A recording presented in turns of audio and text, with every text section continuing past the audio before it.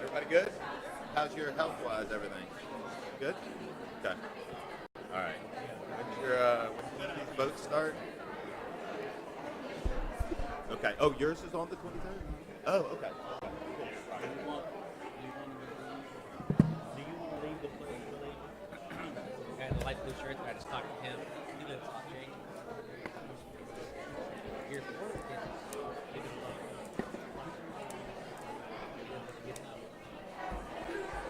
No, I thought maybe all these people. A lot of people. It's illegal. Think about it, it is. It's a city street. It's a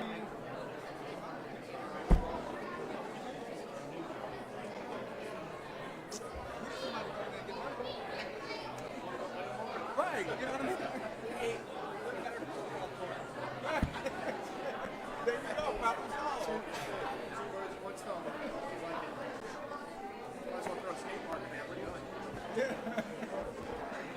Yeah, you I got another thing down. Thank you. Hey, you should all.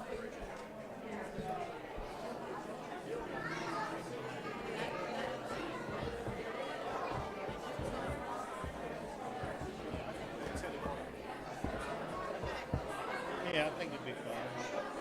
We about ready, Joanne? I'd like everybody to see. All right, we're ready to roll? No, don't worry about it. They can do their own thing.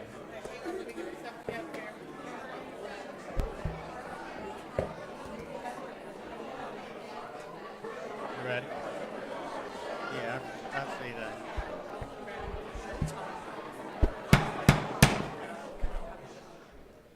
Welcome to tonight's City of Covington meeting, February 6, 2024. This meeting is called to order. Can I get a roll call, please? Councilman Lewis. Here. Councilman Botsford. Here. Councilman Roberts. Here. Councilman Inman. Here. Councilwoman Weiss. Here. Councilman Verrett. Here. I would like everybody to rise with a brief moment of silence. Then I would like the Pledge of Allegiance led by our City Attorney, Rod Rodriguez. I pledge allegiance to the flag of the United States of America and to the republic for which it stands, one nation, under God, indivisible, with liberty and justice for all.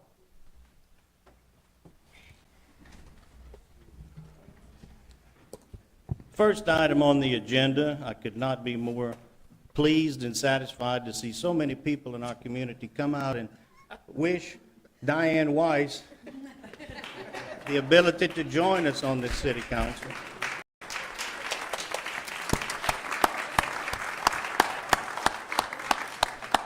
If it is ever a question whether you have the support of the community, you definitely do. I would also like Rod to swear in Diane Weiss, and holding the Bible will be Councilman Joey Roberts. Raise your right hand. I, Diane Weiss, I, Diane Weiss, do solemnly swear that I will support that I will support the Constitution and laws the Constitution and laws of the United States of the United States and the Constitution and laws and the Constitution and laws of this state, of this state. and I will faithfully I will faithfully and impartially and impartially discharge and perform discharge and perform all the duties all the duties incumbent upon me incumbent upon me as council person at large as councilperson at large for the City of Covington, for the City of Covington, according to the best of my ability according to the best of my ability and understanding, and understanding, so help me God. so help me God. Congratulations. Congratulations.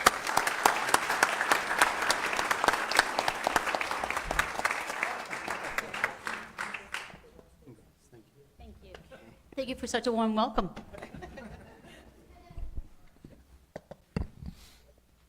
Appears for tonight, we have none. We do have a consent calendar.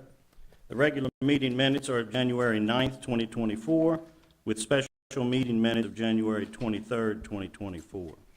We have an introduction of item number 2024-02-01, an ordinance of the City of Covington authorizing the mayor to execute a drainage servitude agreement, Lot 2, Square 6, Division of St. John. We have introduction of item number 2024-02-02, which is an ordinance of the Covington City Council creating Chapter 2, Article 7 of the Code of Ordinances to establish open meetings participation procedures to facilitate participation and voting via electronic means. That is in accordance with the Louisiana Revised Statute 42:17.2.1, in addition to 42:14 subsection E. Introduction of item number 2024-02-03 will be an ordinance of the City of Covington declaring surplus equipment owned by the City of Covington. I need a motion to accept the consent calendar. So moved. I need a second. Second? Roll call, please. Councilman Botsford, Yes. Councilman Roberts. Yes. Councilman Inman. Yes. Councilwoman Wise, Yes. Councilman Verret, Yes. Councilman Lewis. Regular agenda on the unfinished business, items to be voted on, public hearing and action on number 2024-01-01, an ordinance of the City of Covington authorizing the lease of a portion of Square 4, Division of St. John.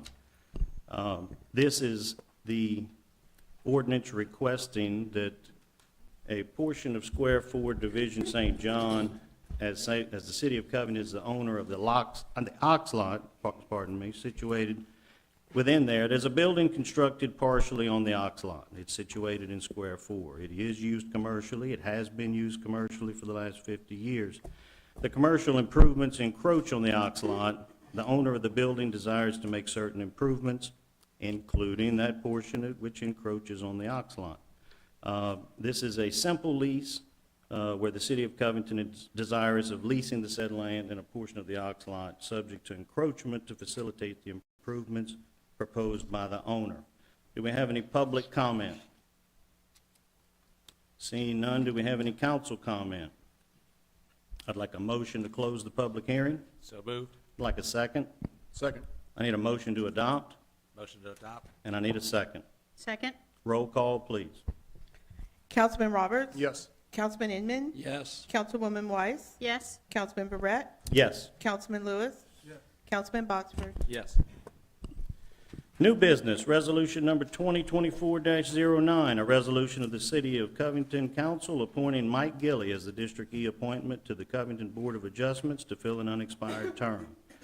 I have known Mike for some time. I think a number of people in this room are going to know Mike. I think he would be great on the Board of Adjustments, and he has graciously accepted to do so, subject to confirmation by this council. Mike, is there anything you would say or you wish to say, and let me just offer my, unsolicited advice. I think you have the votes, but if you would like to come up and talk, you are certainly welcome to do so. All right. Any council comments? Well, seeing none, I need a motion to accept. So moved. I need a second. Roll call, please. Councilman Inman. Yes. Councilwoman Wise, Yes. Councilman Verret, Yes. Councilman Lewis. Councilman Botsford, Yes. Councilman Roberts. Yes. You'll be sworn in at a later moment in time. Now, resolution number 2024-10. Oh, by the way, congratulations, Mike.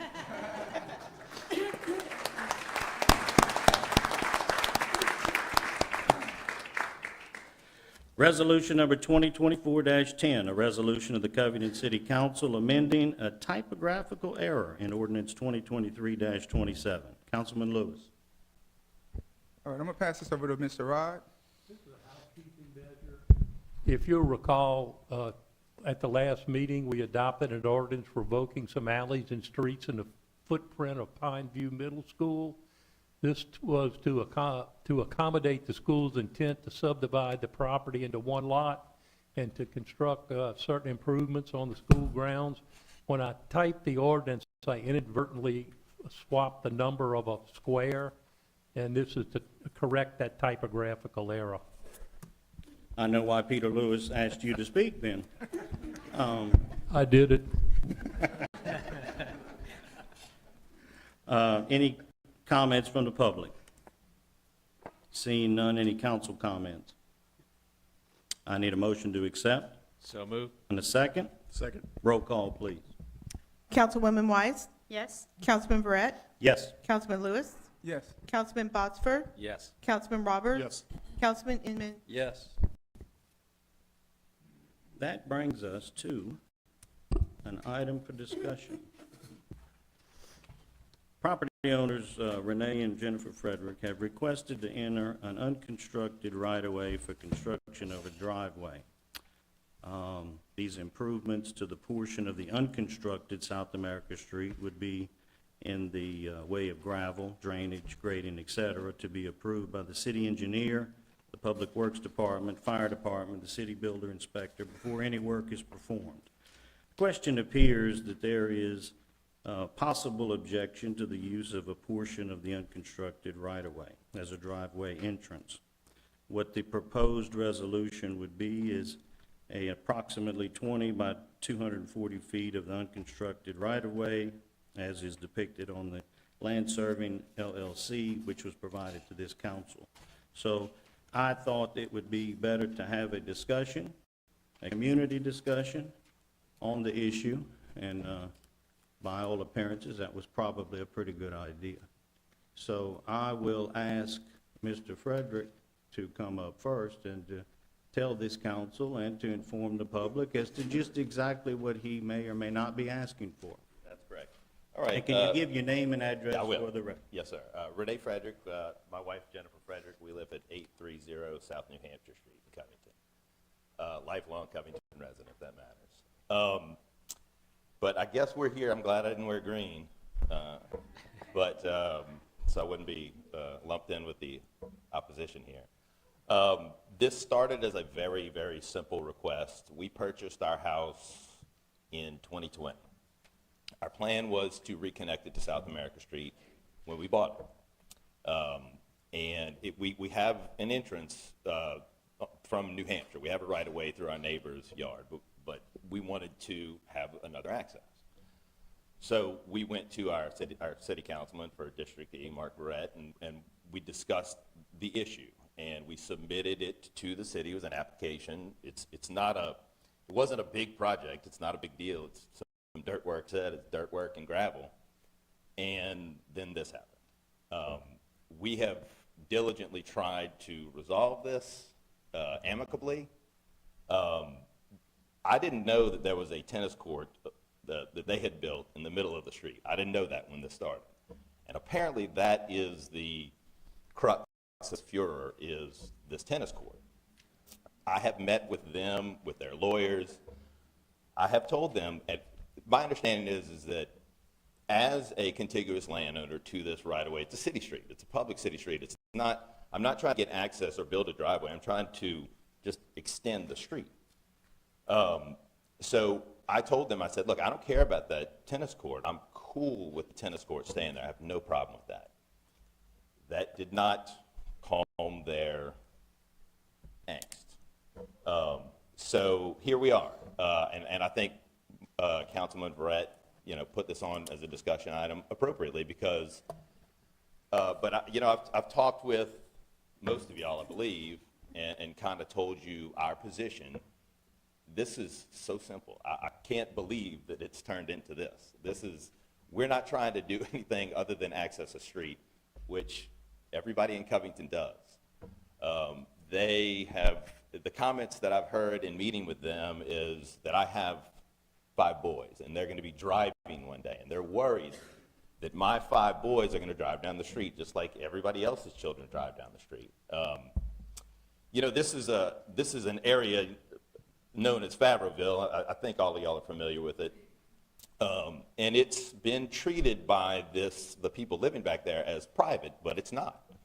I didn't notice this, but Councilman Verret noted that there were private street signs posted along the street. It's a public street, but it's a gravel driveway, and there were private street signs tacked up, and I think those have recently been taken down, kind of to prove the point that it's a public street. This is, y'all all know me. I'm an attorney. I deal with, litigious, real fighting stuff. This is not a fight. We did not intend to fight. This was a simple request that I didn't see coming. We are more than happy to pay whatever engineering and gravel and dirt work. I mean, that's all on us. If the city authorizes it, I don't think the council has to vote on this. I think that this is by right. I have the right to do this. I think the city can just stamp it and that's it. Now, what they do with the tennis court, that's up to y'all. It is obviously, it's a tennis court and it's on a public property, so it belongs to the public. Every citizen in Covington could go play tennis on that tennis court. It's not theirs. You can't, prescription doesn't run against the city. They can't own that property. It can't become theirs. If y'all want to come up with something that lets them keep their tennis court, I don't care. It doesn't matter to me. I don't want to play on their tennis court. I want them to be able to have the tennis court. It's completely cool with me. But I'd also like my street. So I'm happy to answer any questions you have. But again, to me, this is a real simple. In anticipation of what they might say, I guess the lawyer in me has to kind of do that. They use this street all the time. They just don't want me to use it. One of my neighbors, his garage faces the street that they're trying to keep closed. I have video of him parking his boat and, pulling it. I mean, the street is used all the time. They park on it all the time. They drive on it all the time. So it's not abandoned. You can't abandon a street anyway. You can't prescribe. The property belongs to the city. And it's a conundrum. It's a weird one, obviously. I'm glad that I don't have to deal with this. I'm glad that it's y'all that get to decide this. But yeah, I'd be happy to answer any questions you have. But again, I think that the issue is pretty simple as Councilman Verrett introduced it. So with no questions. Council questions to Mr. Frederick? None for me. No questions? Thank you, All right. sir. Thank you. Just one question really quick. I see that from the aerial photograph I have of the tennis court, the street, in your house. So you're proposing to go, like if you were leaving your house, to the left side of their tennis court? I'd have to, can I walk up Yeah, and? sure.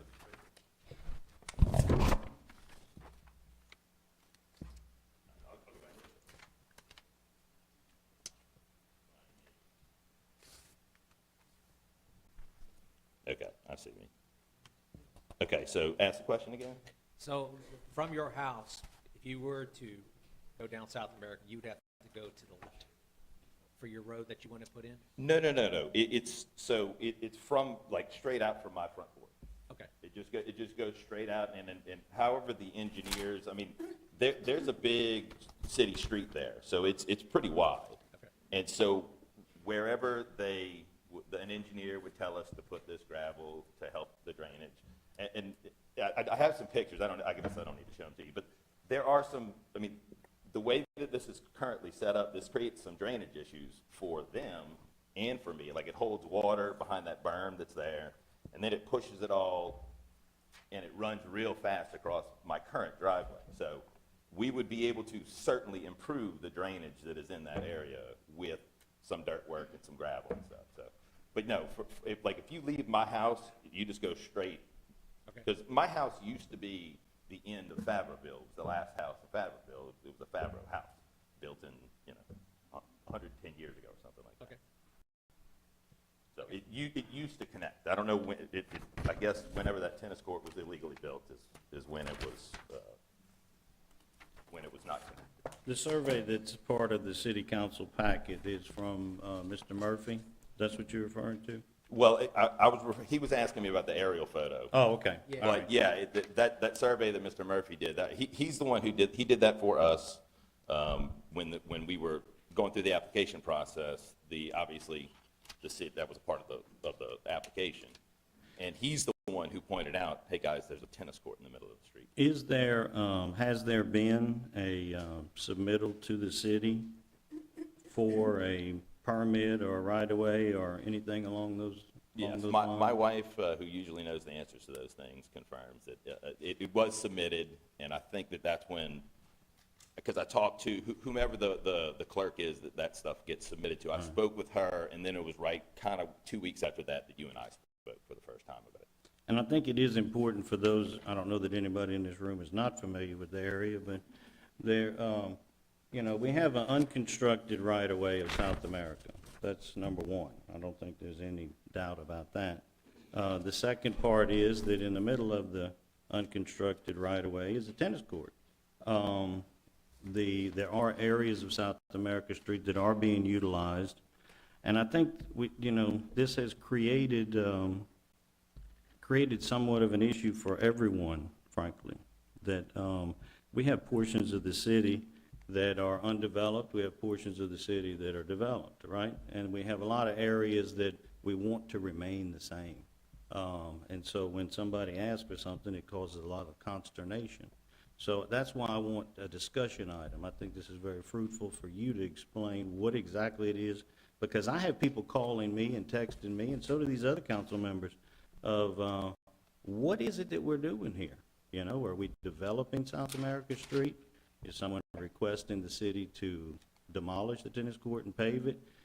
We're not, no, all of this is inaccurate. What you've requested to use what's in front of your house to connect to the street and go around the tennis court, and you're agreeable, as I'm appreciating it, to work out some type of arrangement with your neighbors and the city that they can keep the tennis court. Yeah, Is that right? If the council is amenable to that, I'm certainly amenable. I've told them that, told their lawyers that, told everybody that, till I was blue in the face, and we're here still talking about this issue. And I know that it has to come to a head because there's a tennis court on a public street, and I know that that's something that y'all are gonna have to tackle.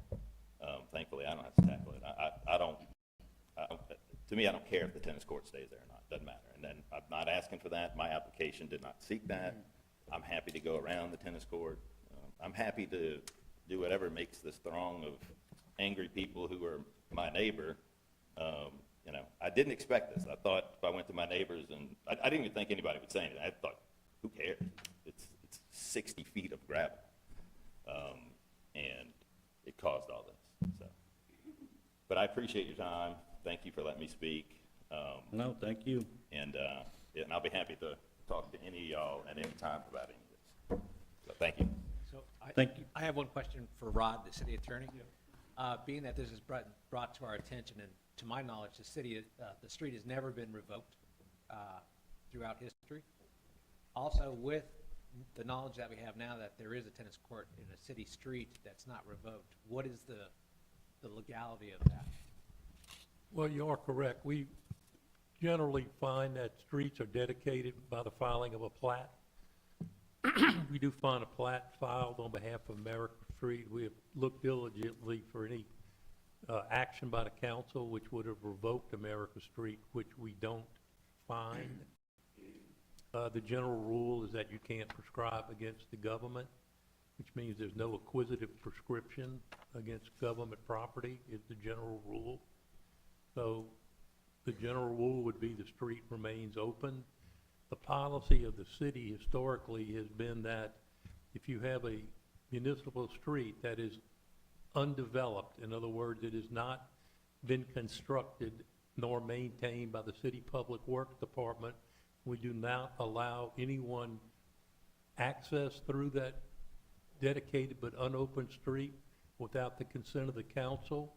We do not allow construction on city property in the form of an unopened but dedicated street without the consent of the council, subject to the review by the engineering department of the proposed work and subject to the public works department's review of potential drainage impacts. So historically, for Mr. Frederick to enter South America Street, if it's determined to be in fact a public street, he would have to have a resolution passed by the council authorizing his entry and construction subject to those reviews that I just mentioned. With regard to the tennis court, that certainly is an interesting proposition, but under the theory that you can't prescribe against the municipality that the tennis court lies on public property under that theory. What you do about it is a whole other question.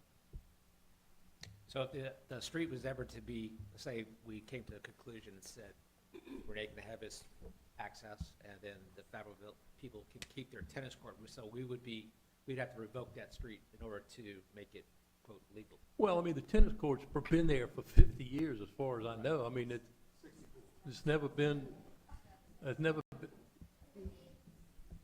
Well, I think that's part of the problem, right? never been an issue with the city to this date.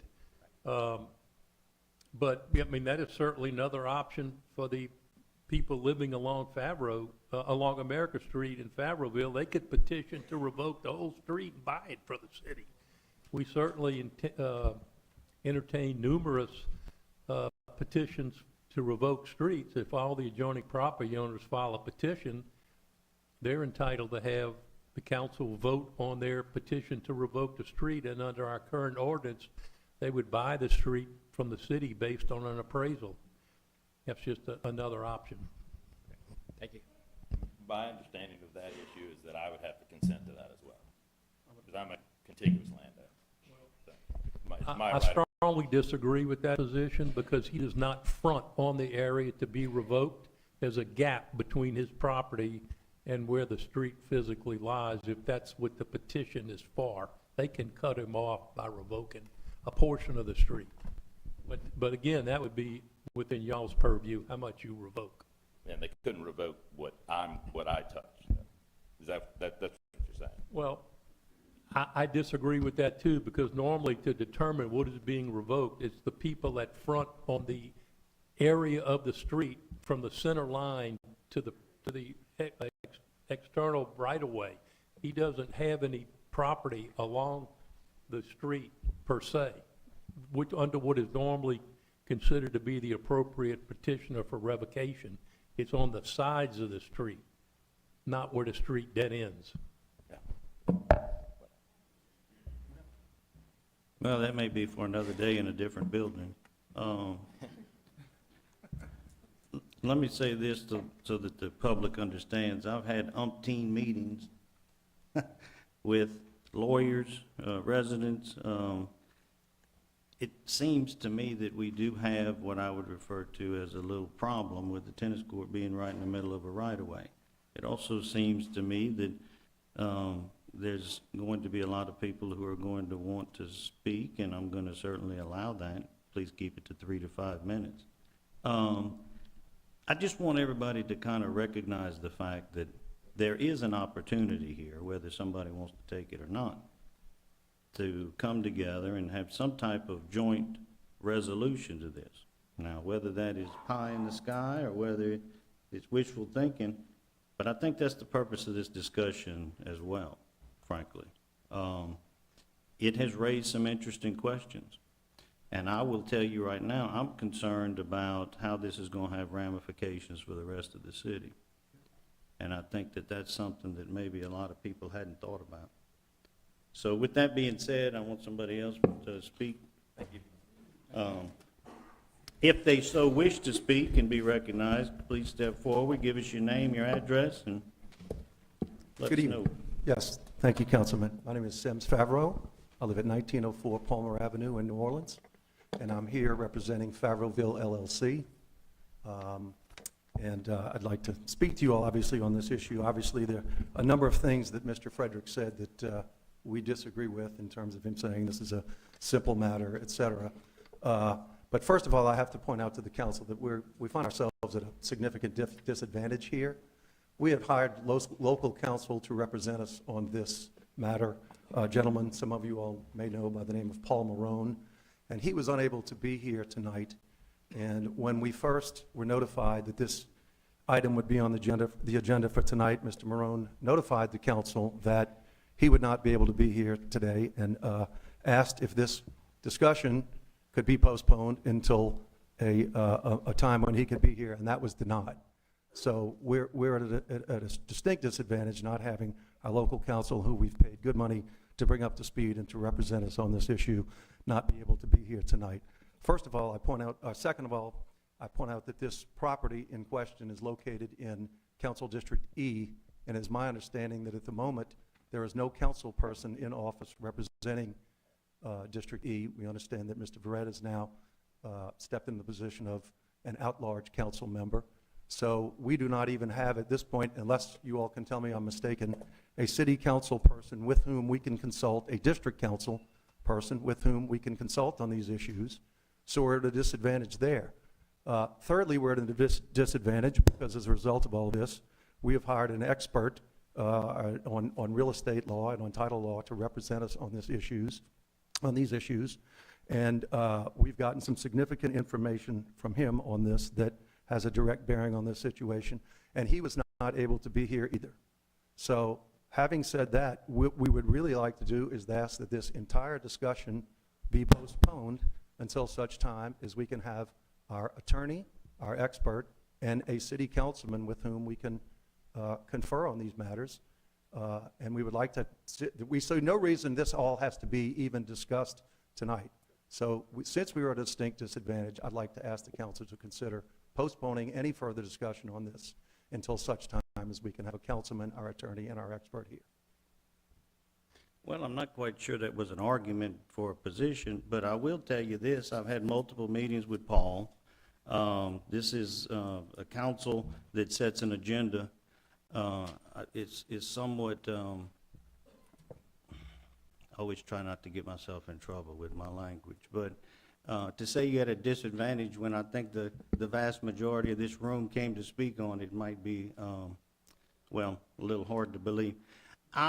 So everybody recognizes and understand. I think you've been in 2 of those meetings, correct? I've been in Perhaps one, I've been 3. in one, sir, but that was the one with Okay. you. Yes. So I've gone out of my way to try to mediate this. I've gone out of my way to try to bring people together, to come to us to a resolution. I think people need to recognize this is a unconstructed right-of-way. If you want to give anything to this council, Yes. that probably should have been given to this council. This has been going on since March of 2023. So I think the public needs to understand that. We are in, I think next month is March, isn't it? So it's been going on a year. I think the time to have a discussion, we didn't pick ordinance or resolution. We're not voting tonight. We are educating this council on the issue that the community has with the request and what the request is. So I'm respectfully telling you that you've got my telephone number. These are all public officials. You have their emails. I would like to hear from the community Okay. as to why or why not this should be allowed or not allowed. Well, To me, it is a very simple issue, except for the fact it's probably not. It's, I would say that's well put, Councilman. Nothing in life is ever simple, is it? First, let me, if I could, address a couple of points that Mr. Frederick made that we have to dispute. First, he, I think, more than once referred to the tennis court in question as a public tennis court. We dispute that, and every real estate expert that we have talked to disputes that. The fact of the matter is, whether or not this is a public right-of-way, which is open to question, and we're going to talk about that, that tennis court was privately constructed, privately paid for, privately maintained, and it is privately owned. It is perfectly legal to have private improvements located on public property. I would direct Mr. Frederick and the entire council's attention to Louisiana Civil Code Article 493, the relevant verbiage of which I can quote right now, but makes it abundantly clear that private improvements, that improvements, buildings and other improvements, can be located on property separate and apart from the ownership of the underlying land. If anyone would like me to quote that article, chapter and verse, I'll do it right now. Second of all, Mr. Frederick repeatedly refers to this unopened right-of-way as a public street. That is patently incorrect. Our research has indicated that the Louisiana Supreme Court clearly defines a public street as one that is A, open to the general public for general use, and B, is maintained by the municipality in question, in this case, the city of Covington. Neither of those facts exists here. So this is not a public street. It never has been a public street as far as we know, or certainly not in the last 70-plus years. And it does not meet the definition of a public street. So for Mr. Frederick to take the position that all he wants to do is access a public street is simply not accurate. That brings us to the real legal issues here, which involve the title to the right-of-way and this unopened right-of-way and whether it's who owns it, et cetera. And before we get into that, and we have an extensive analysis of those issues by our experts and by title examiners and abstractors since we last met with you, Councilman Verrett, and we have we found a number of things of importance here. But first of all, before I get into those, I'll have to say that on behalf of everyone just about who is here in green, who is our supporters on this, I'm not sure everyone got the memo, but on behalf of all of those here, I'd like to say that we find it extremely distasteful to find ourselves potentially getting into a position where we may seemingly have some illegal interests here that are not in alignment with those of the city of Covington, because the people behind me in green and their predecessors in interest and their ancestors in title have been Covington residents for over a century. And for the past century, we have peacefully all enjoyed our residency and our time in Covington. We're law-abiding taxpayers. We don't bother anyone. And as far as we know, in the past century, there has not been a single dispute of significance between anyone connected with Favourville LLC and the city of Covington. Having said that, our expert has advised us, and unfortunately he cannot be here, and we're going to get a written report from him that outlines all of what I'm about to tell you. But according to our experts, the city of Covington no longer has the rights that it may have once had into this right-of-way for a variety of reasons. First of all, the reason that a tennis court is built on what was formerly may have been a public right-of-way is because in about the year 1960, a gentleman by the name of Clifford Favreau, who is the predecessor in interest to a number of people in Favourville LLC and the grandfather of several people here in the audience and a relative of several other people in this audience, donated a significant quantity of playground equipment for the benefit of the use of the children in Covington in return for the right to use, occupy, and possess this small portion of what may have at one time been a South America Street right-of-way. So that tennis court was put there with the express consent of the city of Covington, the Favourville subdivision residents and Favourville LLC took possession of the rest of the right-of-way as well with the city's acquiescence and permission, and have since landscaped that property, have one or two or more trees that they planted that have been here so long that they have reached historic status, sort of historic status designation. That's how long that's been there. The city of Covington has never maintained this right-of-way in the past 70-plus years. After Hurricane Katrina, when there were trees all over this right-of-way, no one in Favourville subdivision asked the city of Covington to do anything to clean up the trees that were all over the right-of-way. The residents did that themselves at their own cost, expense, and labor. And so there was a quid pro quo here in 1960. There was consideration, of course, is the legal term. And one of our experts has advised us that he construes that transaction between the city of Covington and and Clifford Favreau to have been an act of exchange, whereby title to the rights in and to the right-of-way were transferred to Clifford Favreau and his affiliated parties in return for this playground equipment. In addition to that, our experts have advised us that, in fact, the city of Covington never obtained legal title to the land under this right-of-way. The reason being that this right-of-way dates back to the 1800s. We have had some abstractors do some title research on this property. This right-of-way was apparently never formally dedicated. If it had been, the city of Covington would have acquired title to it, okay? Instead, this was only an informal or tacit dedication of this right-of-way, in that it apparently first started appearing on old maps dating to about the 1840s when Wharton Collins, the founder of Covington, started selling lots along this right-of-way with reference to this street right-of-way. Our expert tells us that that is at most a tacit dedication of the right-of-way, and that the law back in the 1800s when this took place was that in that situation, when there was a tacit dedication, the municipality in question only got a servitude for a roadway, only a servitude for a roadway, and not title to the property. That being the case, servitudes, a roadway servitude like that is lost for 10 years of non-use.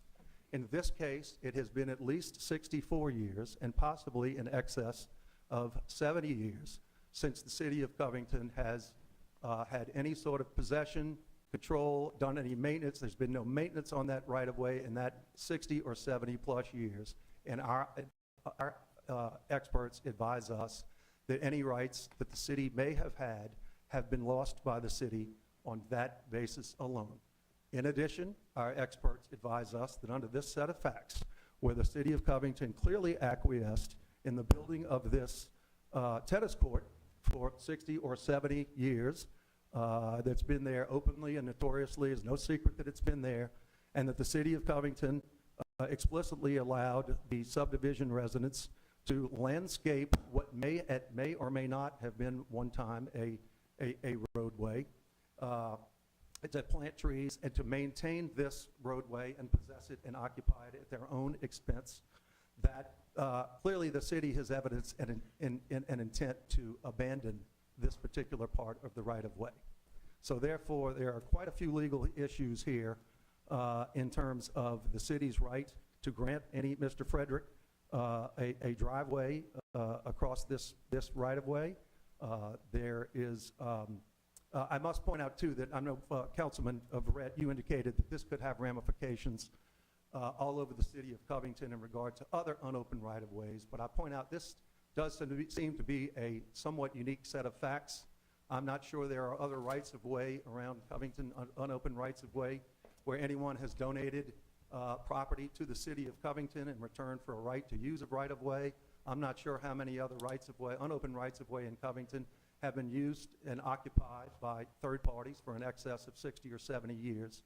And so there are another number of other factors there that indicate that this is somewhat of a unique situation, and it may not have a lot of ramifications beyond Favreauville subdivision. In addition to that, I would point out that our experts advise us that to the extent, even if one assumes for the sake of argument, that the city of Covington still has a servitude for a public road there, that granting Mr. Frederick the right to place a private driveway on a public road in a public right-of-way is inconsistent with the city's rights under its servitude. Its servitude, the roadway servitude, only entitles the city to put a public road on the right-of-way. Mr. Frederick does not want to, what he wants is a driveway that he would like to connect to other existing driveways in Favreauville subdivision that are themselves also privately built, privately constructed, and privately maintained. Okay, so Mr. Frederick seems to indicate that he just wants to use a public road. It's not a public road, and in our position, it's our position after talking to our experts, that the roadway is not even any longer owned by the city of Covington, but rather is owned by Favreauville LLC. Who is Favreauville LLC? Favreauville LLC is a Louisiana limited liability company that is comprised of owners of the majority of the lots in Favreauville subdivision. It is that LLC that has the rights, we believe, into the right-of-way. Is Mr. Favreau part of Favreauville LLC? There are several Favreaus. Which could you specify who you? Well, I don't know. I'm looking at a January 27, 2009 correspondence from the city attorney discussing specifically that any portion of the city street of South America which is currently unpaved may be paved at your expense by front foot assessment of the adjoining landowners. It also goes on to specifically state that this will confirm that after a review of the city's records, the city has not revoked any portion of South America Street. So I think part of the problem is that I think both sides seemingly have, you know, I heard it yelled out that the tennis court was there 64 years and it's 70 years and there was playground equipment donated and there's an agreement in place. Us as the city council I want you to put yourself in our shoes. Where is the agreement in regards to the tennis court? Where is the revocation? Where is any of what you discussed anywhere I can put my hand on it? Well, And let me just also say that, because you mentioned the word distasteful, it always kind of amazes me, I'm a lawyer too, that when somebody comes before a judge or a city council, they might want to use a little decorum, but you have the right to give us anything you want. If you've got an expert or a legal opinion, please give it to us. We are going to struggle with this decision. It is not as simple as, it does have ramifications for this entire city. And I think this council is going to be very deliberate in what it's doing. But I don't want to get into a situation where we throw out things with nothing backing it up. What playground equipment? Where's the revocation? When was it abandoned? The people that I see on a daily basis driving on South America, utilizing the street, including FedEx and UPS, I don't think they think it's abandoned or well, revoked. I'm sorry. There certainly is an improved portion of South America Street. We're only talking about the extreme end of South America Correct. Street. Mike, do you want to get that visual up here and we can show them exactly what we're talking about? So we have something to show you there. As far as having anything to submit to the council, we intend to get a written report from our expert hopefully in the very near future that is going to detail all of the issues that I just explained far more articulately than I can, because I am not an expert in real estate law, although I am a lawyer. We plan to do that, and we would ask the council to withhold any action on this unless and until we have the right, or we have the opportunity to do just that. And Mr. keep in Bello- mind, on a tasteful level, that I said 3 to 5 minutes, I am more than happy to allow you the extra time to give us the information. Okay. But I want you to recognize and understand that this is an issue that is going to have some emotions. It seems to me that Favreauville is special, okay? So everybody gets that and understands it. This council recognizes it and understands it. But we have a petitioner who wants to utilize this. Answer me this. He wants to utilize the street that the people in Favreauville are utilizing. We're not utilizing it as a street. I'm sorry, I didn't mean to interrupt. I think that's maybe the crux of this whole issue, is you don't agree that it's an unconstructed right-of-way. And Rod, asking my city attorney, is there anything that the city has to say that this is not an unconstructed right-of-way? Is there any debate by the city that this is an unconstructed right-of-way? Well, when you say unconstructed, that's a matter of fact as to what's on the ground, whether they're. I hear you, that's where I'm asking. We agree it's unconstructed. What is a tennis court smack dab in the middle of it? It's not a Well, public street. I'm sorry. Well, normally when we would say a constructed right-of-way, we would say with a driving surface, it would be the normal. Right. The normal context that you would look at it in. I wouldn't say a tennis court would be tantamount to an open right-of-way for traffic. So you would agree that there's nothing the city has, and we don't have a legal opinion on what the status of that tennis Well, court is?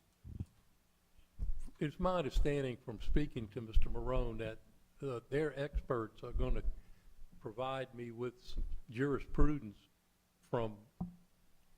and statutes going back into the 1800s relative to a change in the status of the municipalities' ownership rights in right-of-ways, depending on how the road was dedicated, the time it was dedicated as it relates to that statute.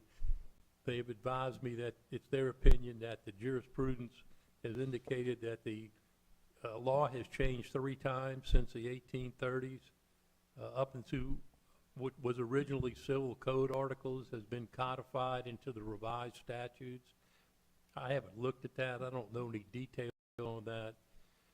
Certainly, if a decision was made that in fact the road was abandoned, then we would be in an entirely different position.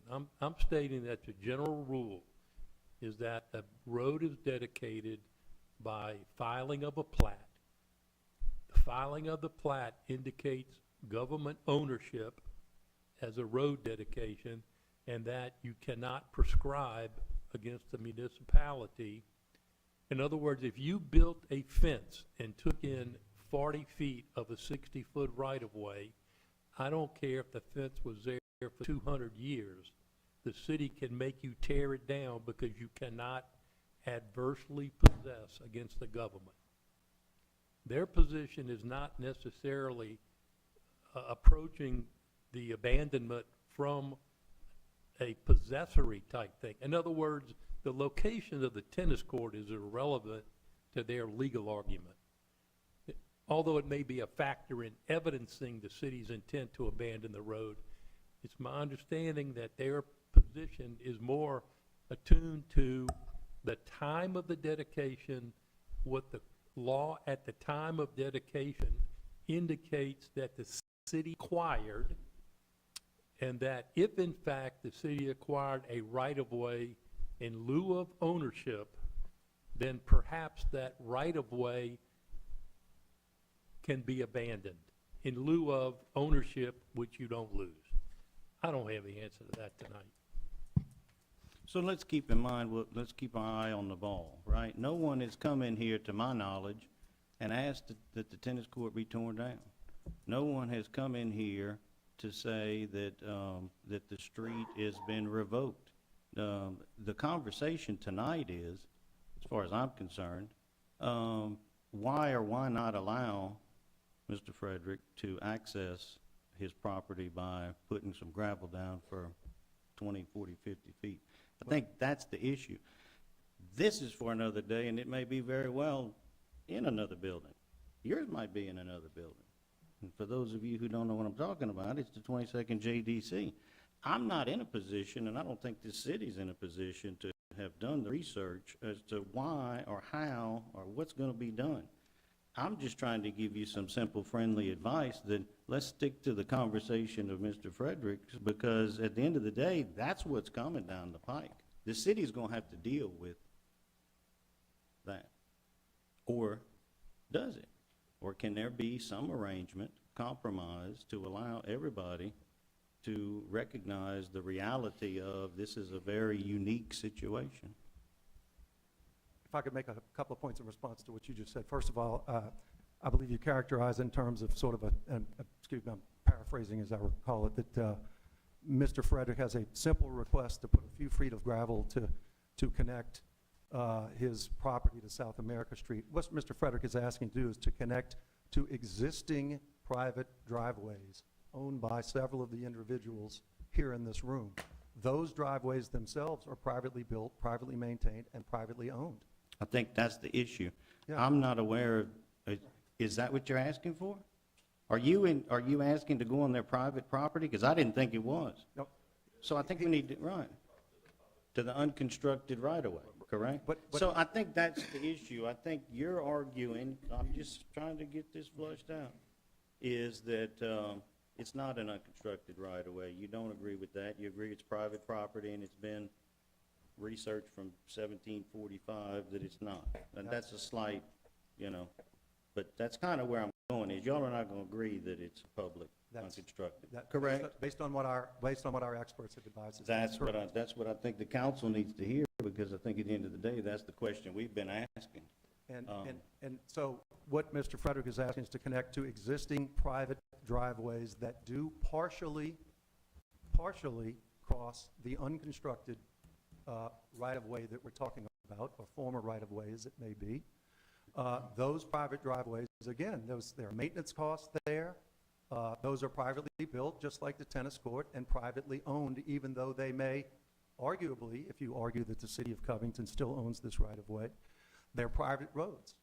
And Yet, nothing has been provided to this council to indicate that, correct? You say that, I mean. No, that's a simple question. Yeah. Well, we could show, yes, we could provide right here to the council. This is a rendering of the subdivision and how the roadways that we're talking about interact. Right there, you can see in dark, right, Mike, park to the paved part of it. The paved part of South America Street ends right there. It is beyond that. Now point to Mr. Frederick's property line down below you. It is the area between the pink property, which I believe indicates Mr. Frederick's property, and the end of the paved part of South America Street, which we do not dispute is a public road. The city of Covington has maintained that public road for as long as any of us can remember. It's the area between the two that we believe is in contention here and has been abandoned by the city, and was the right to have occupied that property been granted to the. Can I ask a question? I'm Yes. sorry to cut you off. So from the end of it, where the circle is, right there, you saying the city maintained from there up? Correct. And so the city stopped maintaining from that circle down? As far as we know, in the last 70-plus years, the city has done no maintenance whatsoever. Have you ever complained to the city about No, maintaining? no, we've never asked the So city. you just took it up and maintained it yourself? Yes, and as part of the transaction that took place where playground equipment was donated And to the there's no city. record of a transaction for swapping for? I don't have any here, but, I thought this was an informal discussion. We weren't really worried about rules of evidence here and all. We were told we were here for an I informal think, discussion. That's why- being a lawyer, I sometimes have the same difficulty in leaving my lawyer hat at home. This is a discussion. We are not taking a vote tonight. This is for the public and the community and you and everyone else to come up and give us. So this is not the code of evidence. But when I ask you, and when you come before, you saying Favreville LLC, and you've got this a lawyer and this expert, you know what they call an expert, right? It's a guy from out of town with a briefcase. So I want to hear what actual evidence exists so that I can make the best decision for my community. I don't have a dog in this hunt, except for the fact that I'm going to make the right decision, and that's why I want it as a discussion. So every time somebody says it's not part of the agreement, and I ask for the agreement and say, well, I don't have the agreement, that gets a little complicated for me. Okay? We on the same page? Yes, sir. Now, I would like to hear from somebody else, because I'm assuming somebody's going to want to speak. And I was very nice. I said 3 to 5 minutes. It was very tasteful, and I did enjoy it. I appreciate it. I believe But Mr. we're Frederick going to had get to the also- bottom of this one way or the other. Yes, sir. That's Could I what make- we do. Could I make a final point before I turn this over to anyone else? I'd like the council to know that in a good faith effort to try to resolve this issue amicably, we offered Mr. Frederick an alternative. First of all, I've got to point out that he's got more than adequate access to South New Hampshire Street, and there's no need for him to have any other access to South America Street. My family personally owned the Frederick property for 60 years. And I grew up in that house, and no one ever questioned the adequacy of the public road access to South New Hampshire Street. After we sold that property, another gentleman owned that property for about 10 years, and as far as we know, he never complained about the adequacy of the access to South America Street. But after this issue was raised by Mr. Frederick, in a good faith attempt to resolve it, we offered him alternative access along the edge of Caffrey's lot there, right there, an alternative access to where he could build a driveway through that property to get even more access to South New Hampshire Street, and that offer was summarily rejected by Mr. Frederick. That he would have to purchase the property and develop it, correct? I'm not sure we even got that far into the discussion. I'd have to. Well, it was in my discussion, so, all right. So, one question, then I do want to hear from somebody, unless this council, and they're going to have questions. From the constructed street south, does anybody use the unconstructed right-of-way at all? It's used as a tennis court. It's used as green space. There are private. It's not used to drive? There are home? private driveways that traverse portions of the right-of-way, and we can point those out. So riddle me this. The people that are utilizing the right-of-way should continue to use it, and if anybody else wants to use it, the answer is no. Is that kind of, Title. help me out? Our expert, and we are going to have our expert's report prepared, and we're going to submit it to Mr. Rodrigue and the rest of the council for consideration, that addresses the legal issues that, as I said, the city of Covington, in our expert's opinion, never had any more than a servitude for a roadway over this property, and that servitude was lost many, many years ago. And that seems to be the the crux of the issue. I think So it is. thank you. That was going to be my point with that. Question? My point of it was going to be that, yes, I mean, there's this gray area. There's been residents there for a long period of time. Mr. Fredericks came in and he wants to access portions of that. Us as the council, we have to look at what is the legal description of that piece of property. And whatever you could provide us would be great. And then I guess like Mark, council, or at large said, at some point in time, you will have to settle that possibly in a different building, and then it will inevitably come before the council. Right now, like, as it's been put, this is just a discussion item, it's not the legal issues. We want to hear from the rest of the residents that live in the area and have different opinions on this. At that point in time, when it does come back before the council, if it ever gets to that point, then we will be looking at what was legally determined about this piece of property. Very good. I have one comment really quickly. Yes. Coming into this evening, I'd only gotten one email in reference to this property and the circumstances at play. I hadn't spoken to Mr. Frederick, and honestly, tonight has been rather eye-opening because I'm getting more and more information that I wouldn't have gotten otherwise.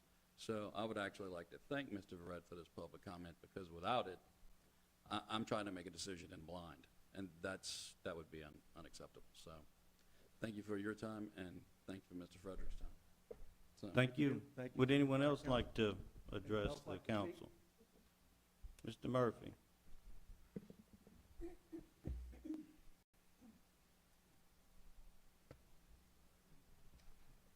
Give your name and address for the record, please. My name is Brennan Murphy, live at 406 East 3rd Avenue. I'm also going to speak from a father and mother who is at 306 South Yankee Avenue.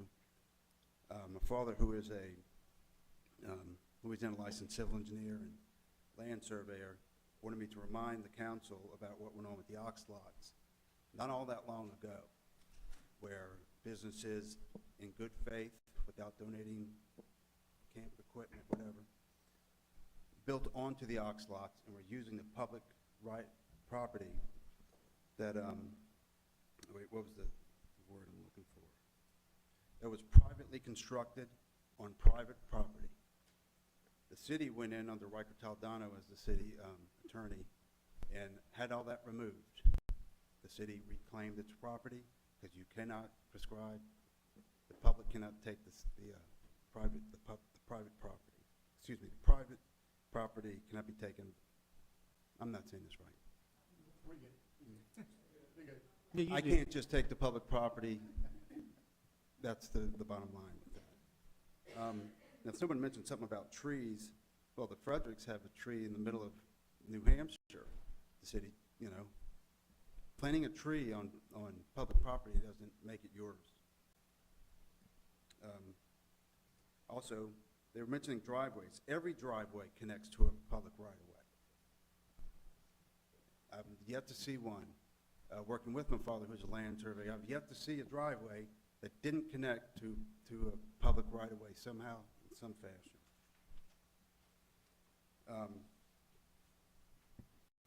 I'm curious, if someone's driving down this city street, this unrevoked city street, and an accident occurs, someone gets hurt, do they sue Fabroville LLC, or do we come see the mayor?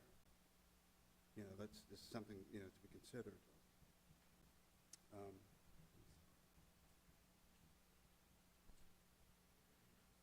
Also, if a driveway connects to a private right-of-way, it really doesn't matter who maintains it as to who owns it. You either have title or you don't. It's really simple. You can either prove you own it or you don't. And did Fabroville LLC put in these fire hydrants? Or did the city of Covington? These are private fire hydrants? Or these public fire hydrants? And I can just say, as a licensed real estate agent with over 20-plus years experience, driving down the public road of South America, this unrevoked or not, makes the Frederick property more valuable. Yeah. And also, if I donate a swing set, can I have 19? That's all I have to say. Thank you. Anyone else like to say a few words?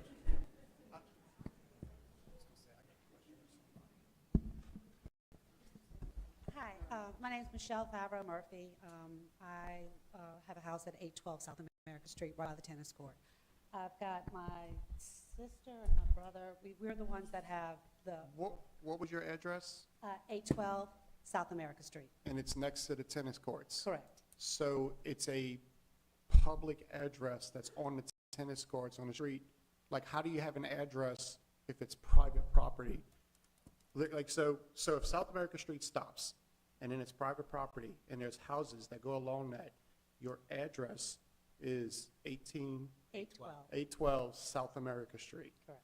So how is that, if South America Street stops, how are you at 812? That's the address the city gave Okay, us. I mean, we didn't Over make here. this Yep. number up. It was at the post office. no, that's right, that's correct. Yeah, I mean, yeah, the Okay. city gave us that number. I didn't make it up. So the mailman comes to your house? No, Okay, he goes to the street at the beginning of the property. beautiful, thank you.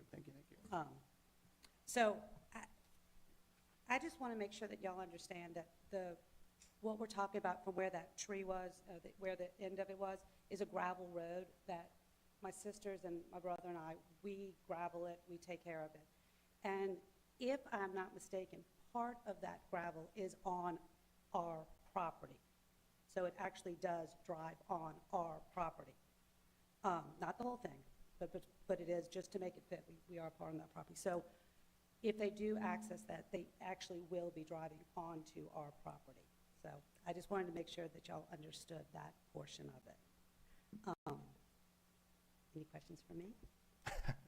Actually, I just wanted to give my little bit. I'm sorry, to be clear, I understand, are we talking about the gravel that goes between the tennis The court? tennis court and the houses. That's the gravel? That's the section. road, the driveway that we access to get to our house. Thank you. And part of that gravel is physically on our property line. Okay, thank you. All right.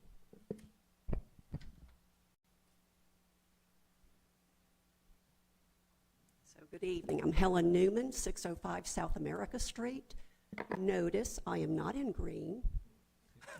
I am betwixt and between. I am actually the last house that is privately owned before you enter Favreauville.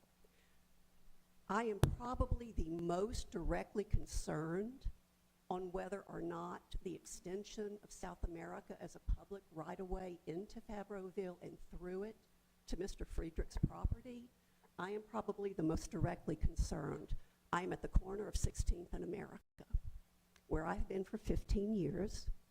I've been a good neighbor, I've been a good citizen, and I will say this to this council.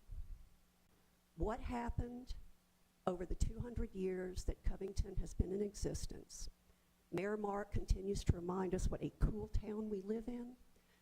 We are a growing pain situation, but not everything was always written down. Not everything has a paper trail. I am not an attorney. I cannot tell you how many people have stood here this evening and said they were attorneys. We have good faith as American citizens that we deal with each other with. Mr. Friedrichs, you have no property line on America Street. I understand the ease that that would give to your family, to your property. Your address is New Hampshire. I would like for us to, I'm sorry.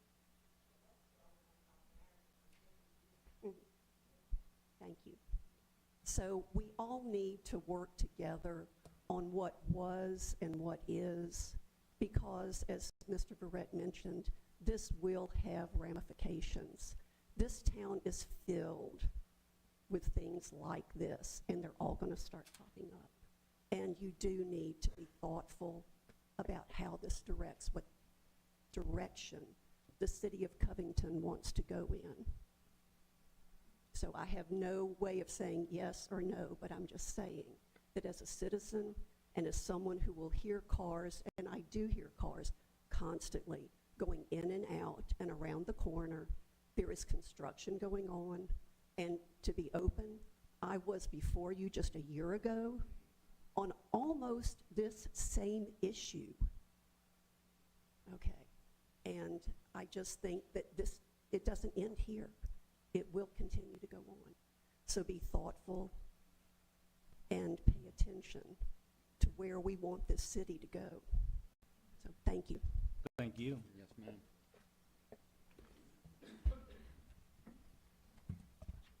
Anyone else would like to say a few words?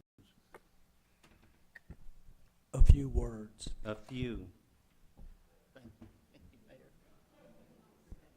Some people have gotten to say lots. I'm Gail Ruddock. I'm a owner at 620 South America Street, which is kind of the first house just inside what is called Favreauville, and has been given a suburban it's been called Favreauville on your maps now. I have over 75 years experience there.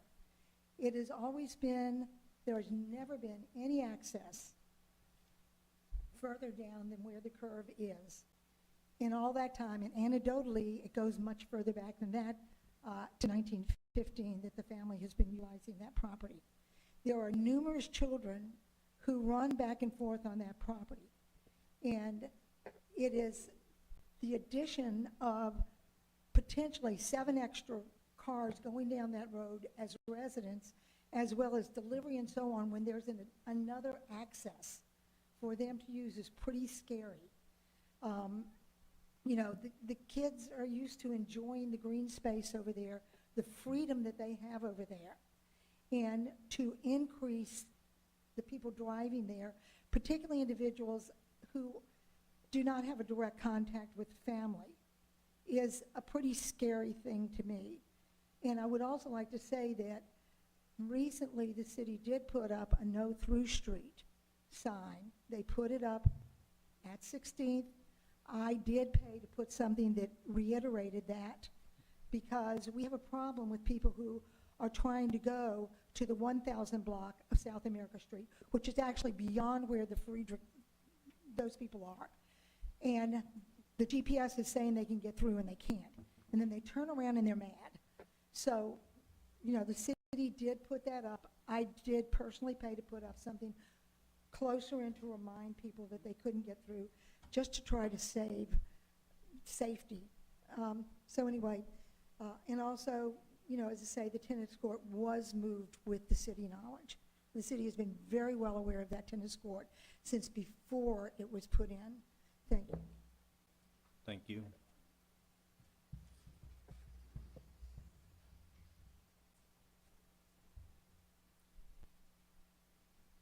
Gallatin, 530 South America. Thank you for the opportunity to be heard. I can certainly appreciate the council's position, because you don't want to be the good guy or the bad guy to either side of this dispute. But from the community's perspective, as a resident, a lot of people have showed up tonight to have a say in this, and what I'm hearing is that it's really just about legalities, that, you know, it may very well be decided in the courthouse. And are we not going to consider, I mean, I've heard kind of like a little mention of the city of Covington legislative history, like how it, you know, what is the history of dealing with situations like this. While it's just an informational meeting, this is the first time I've heard what the actual request is. It may have been going on for a year, but the first I've heard about it was October, and really, in the community, we've had nothing but hearsay. Even a variance request gets at least a paragraph with a ordinance reference, something posted, but we have one line on the city agenda that got posted today. So I didn't know that a permit was requested.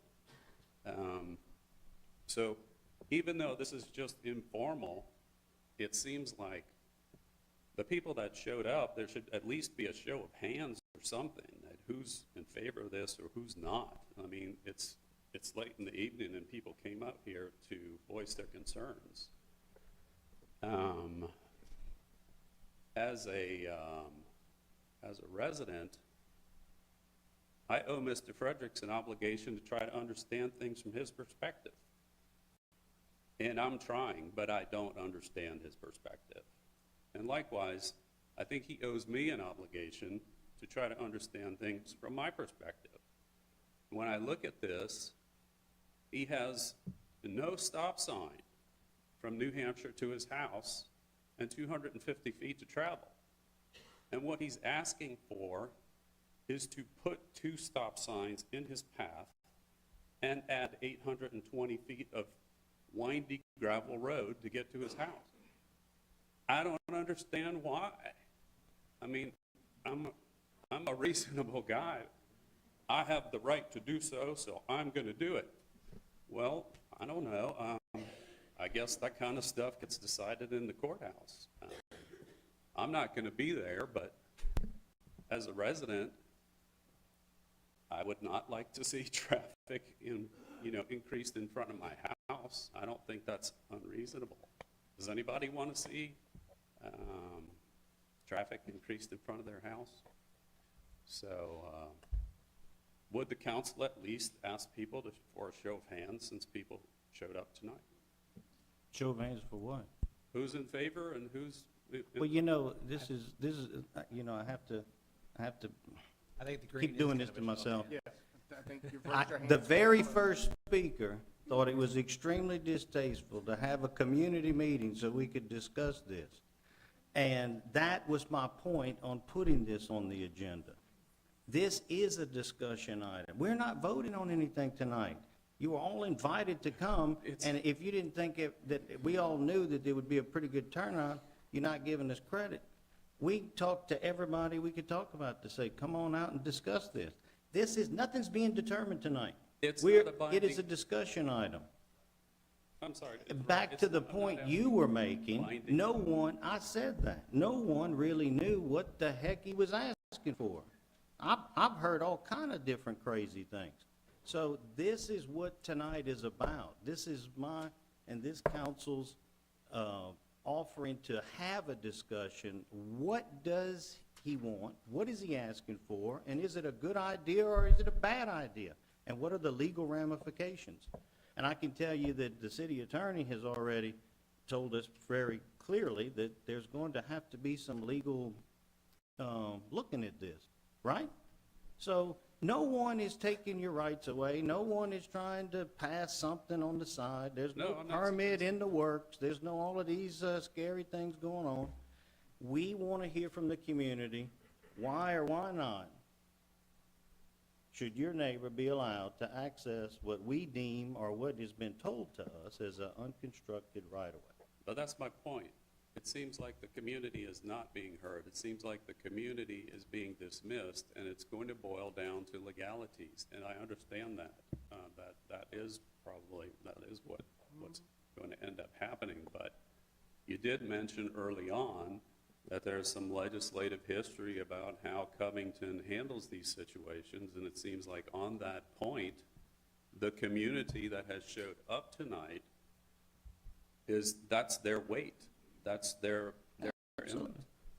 But, and if you only got one email, it's because people knew that this was going to be heard tonight, but there was, like I said, there's been no formal notice regarding. There's no notice so that the public is clear. And I'm not trying to be argumentative. I'm trying to be open to every single person here. I represent you. I represent your interest. There is nothing that has been presented to this city council that I can give you a notice on.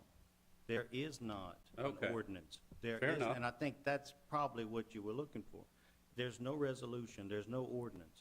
This has been in and out of the public domain with City Hall of this man wanting to do different ideas of trying to figure out how he's going to do it. And so I thought it was important, and this council thought it was important, to actually involve the community so that you can give us your thoughts and your presentations and how you feel about public safety, about should it be or should it not be. And then we're going to go back And we're all gonna call Rod at 9 a.m. And Rod's got a tremendous amount of homework. Does it matter what the community thinks? You're saying it does, right? Well, of course, you wouldn't be So then here. what harm would it have to have a non-bonding show of hands as to A who's sh- in a favor? showing of hands on what? Who is in favor In of? favor of what? Removing the tennis court? No, miss. I didn't think Who is so. in favor of allowing Mr. Renee Well, to? I sincerely appreciate your comments, and if council has any questions for Roland, we can certainly No, I think ask. what's been kind of determined, we want to hear everybody's thoughts on this, but there actually comes to a point for the council, we have to rule on the legality of it. Exactly. And that's going to be the point that's going to be determined. Now, I know that each group has their own special, their interest in the property, and hey, that's what it is. People have differences of opinions. But for us to rule, which we are not doing tonight by any way, shape, or form, we're just here to kind of listen to the community input. And, there's nothing to be voted on. We're just listening. We're being good listeners. I understand, and I'm not trying to be argumentative.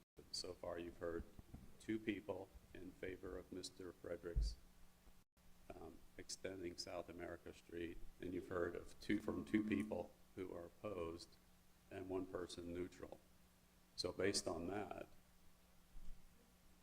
I think there are more people opposed. That's all I'm trying to say. I think what we're getting to, it's not a numbers game for us by any means. As a matter of fact, and if there was 1,000 people here, understand that. I completely get it.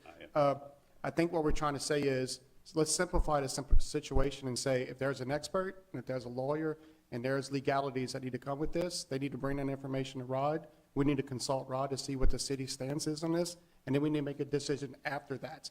Basing a decision on whether or not traffic's going to improve or kids won't be safe isn't what we need to do at all right now. What we need to do is what is right and wrong, and then we go from there. So I would propose that we just move forward, have the expert bring whatever he needs to do with Rod, and then Rod gives us the information we need to know so that if this comes before us, we make a decision. And if it doesn't come before us, there will be legalities that make a decision for us. But as of right now, we obviously see the support, and we appreciate it, and I love when people show up because I care about Covington. But we're not going to come to some conclusion tonight because we're afraid of traffic. I'm not or we're asking right, that either. exactly. So I would think y'all have people that didn't come. You have paperwork that needs to be presented, and get all your ducks in a row, give them to Rod, and Rod's going to hand us those ducks. But by the way, I don't live in Favreauville. I'm sort of situated across the street from Jeannie Newman. I'm at the intersection of 16th and South America, so. But I think what Roland's also trying to say is that this is a discussion item. Let's hear the discussion. Let's hear from the Right. people. as to- That's why I it's a can- discussion item. And let me say this, I absolutely appreciate the handshake. I do. I completely get that. I'm an old soul that says, if there was an agreement in place, I appreciate an agreement. And that's how Covington was and should be. And I wish the world was like that. Unfortunately, we don't live in that world anymore. And so there's got to be a paper trail to how this operates. Right. So you know my opinion, but I'm not suggesting that my opinion should carry the day. I'm just asking that the rest of these people be heard, and there's not enough hours. That's tonight, why and they all that's showed why I up. asked the question, would anybody like to make a comment? But, okay, so let me be very clear on something now, because we're going to wrap this up, and we're going to have unlimited discussions on this. There is not a single person in this room who is not in this room that is not being asked to speak to this council. I want to make that very clear. I've heard a couple of comments, and smart enough to know that people have emotions on it. We want to hear from you. That's why it's a discussion item. And this is not the last discussion. We're not voting on anything tonight. But we are going to come to a conclusion at this at some point. This has been going on a year. And so I want, and this council wants, as much information as possible. I care about every single one of your opinions. I wouldn't have run for office if I didn't. I answer every phone call. Everyone up here answers every phone call and text message and emails. So you might want to consider reaching out, Roland and everybody else. If they want to speak to any of us, we're very accessible. But these are the issues, and that's why it's a discussion item. So would you like to discuss anything with us, sir? Sure. Also, real quick, Mark, also let's let everybody know that all of our email addresses and everything is at covlaw.com. So you can go there, you can go to council. If you want to send us an email, please do so. Go there, and you'll find everything you need to know about our information. Name and address, please. The name is Thorne, email, and I'm at 718 South New Hampshire. I'm your basic, dumb, retired contractor. And I want to keep it basic as to, you know, what I feel is really going, and just nobody happens to have brought it up. This is not 20 or 40 feet. If you look at the property or the, what Ms. Michael Bell has, it's technically from 13th to 16th. Not technically, it is. And one half of that is, if you could visualize this, windy, lovely shell pathway. Not thick, not wide, not enough wide enough for two cars. You got to get out the way when somebody comes. But everybody does and ends up rolling down their windows and talking to the next person. It has nothing to do with tennis court. It has everything to do with the fact that it's got gorgeous trees, 2 on each side of the court, go down about another tennis court worth, 2 more gorgeous trees, wonderful landscaping. It's beautiful. And this gentleman, as I call it, he bought Uncle Tim's house. What happens in Favreauville is, since the first day we arrived was 1899, the first purchase was in 1905. We have the oldest swimming pool there is. You know, it's even raised because they didn't even know how to do them back then. I'm the grandfather of Gervais Favreau. My mother is Beverly Favreau. And unless they didn't get the memo, everybody back here, except for, I don't know, maybe 5 people, 6 people, are not, you know, Favreau related. You can't buy a house in Favreauville. You have to give it to, you have to do what it takes to get it to a relative. And that's, I mean, it kind of give you a feel for it. My house was a GI shack from Hattiesburg. It's just been renovated, renovated, renovated, and renovated. So everybody has these lovely homes. You've got a wonderful little windy road. You've got this gorgeous landscaping for at least a block. His house is technically where 13th would come in, but it doesn't. And it's always been something that we've cared for, et cetera, et cetera. If this happens, then he just takes all this wonderful manicured grass, trees, and everything, and connects to our road. And when he connects, he's going to have to waddle his way through. And just being the dummy that I am, I just flat out don't understand it. We've got too many people, obviously. We've got a, you know, they pay a certain fee to use the pool, use the court, you know, this is a deal. Then in my case, you know, I pay an assessment fee to keep everything nice.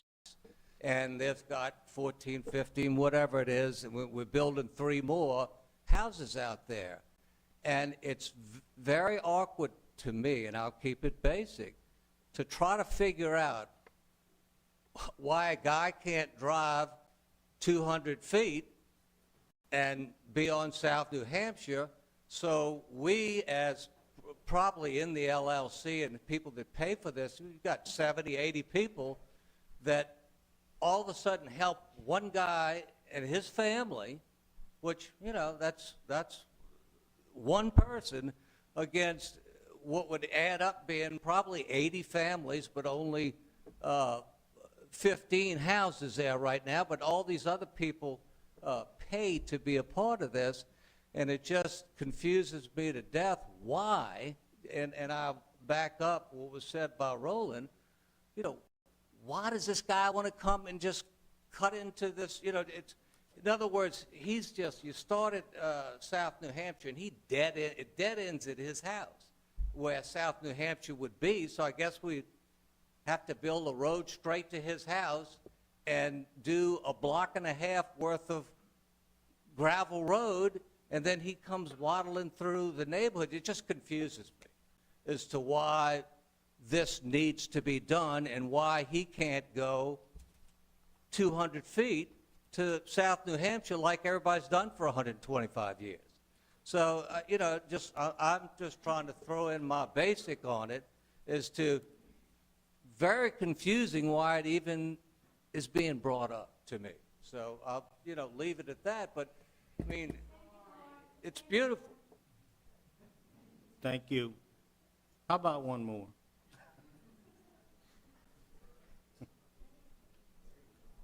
Or maybe two. I will be brief. My name is Billy Treadway. I live at 51 Mistletoe Drive in Covington.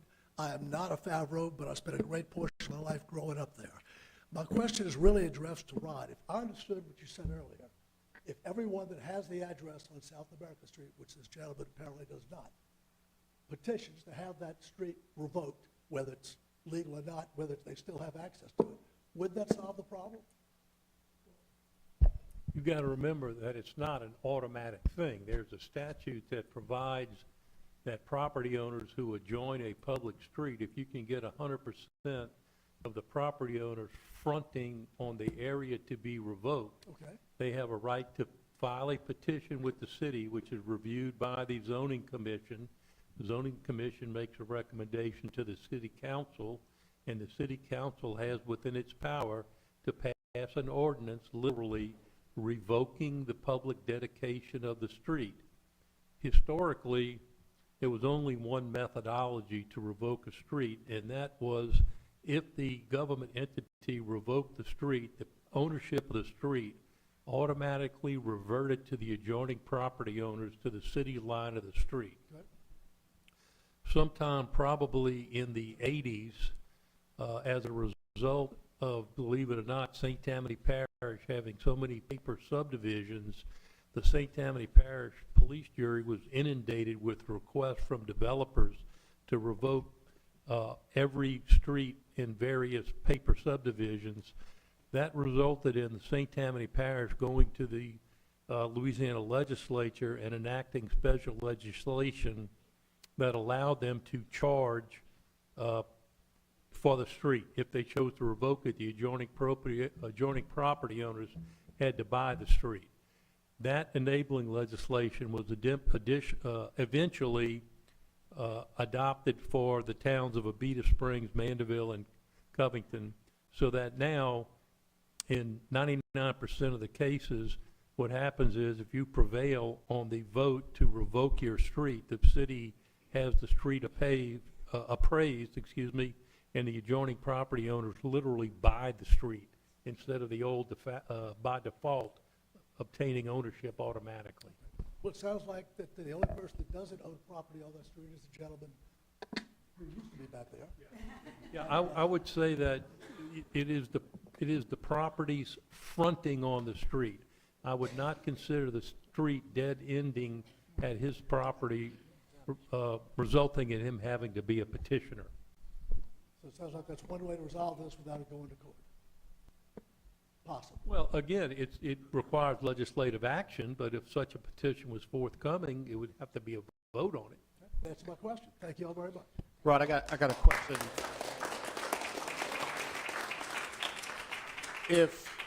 If such a petition is filed for the adjoining people that's on the street, wouldn't we have to acknowledge that it's a public street in the first place?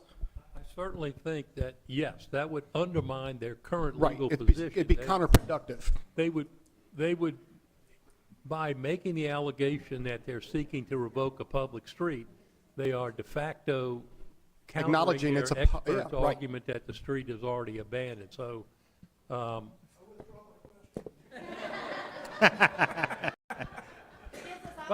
look, and everybody up here knows.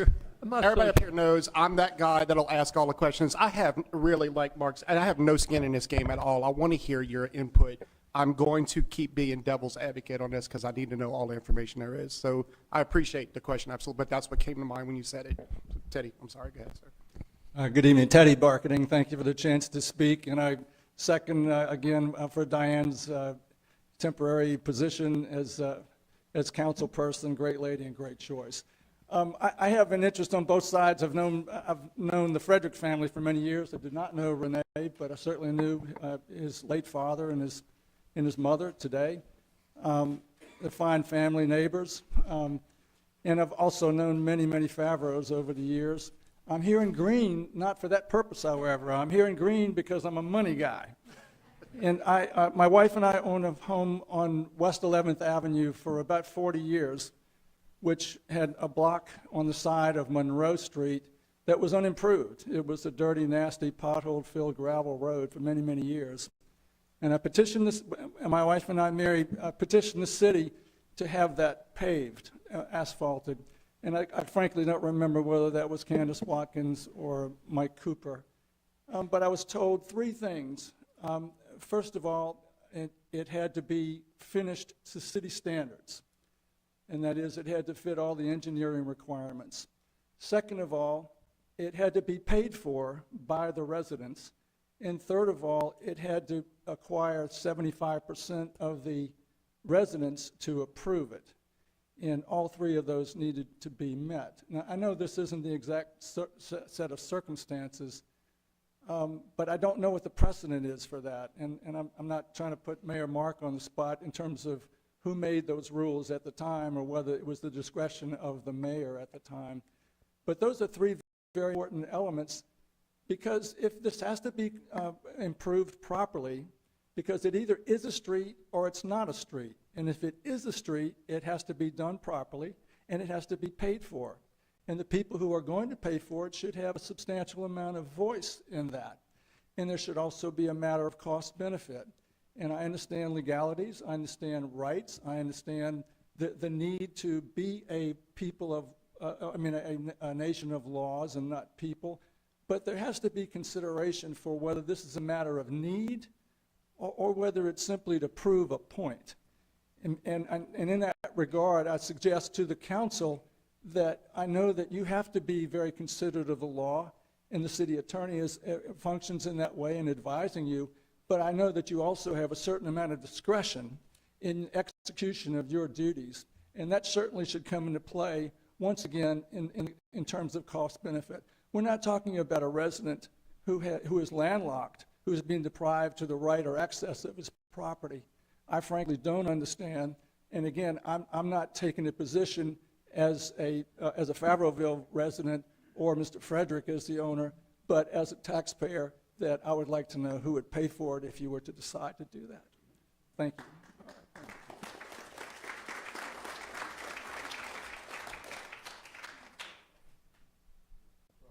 Oh, we got an expert in the house.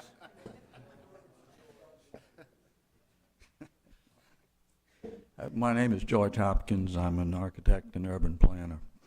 And I've heard a lot of these discussions. I was vice chairman of the St. Tammany Planning Commission some years ago. And I had the opportunity to take a look at the circumstances, and my company did work for the Louisiana Highway Department, and some of that work was origin and destination studies. And if you take a look at the circumstance that we have here, and you consider the origin and destination, I would respectfully underscore what one of the gentlemen before me said, and that is that it's really hard to understand why anyone would want to drive 3 times as far from their house to get to the street as they can through their driveway on an unimproved gravel road that's obviously flooding. And based on that, I would say that, we seem to be focusing on legal issues when the underlying cause of this discussion is something that doesn't make any sense to me at all. I respectfully submit that. Thank you, John. Thank you, sir.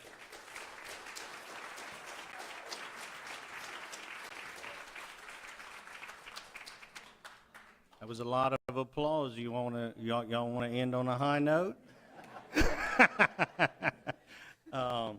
I sincerely do appreciate everybody speaking, and I sincerely want everybody to get, because I'm probably doing this for the third time, it's a discussion item, and that's what we want, and we want to do what's right for the city.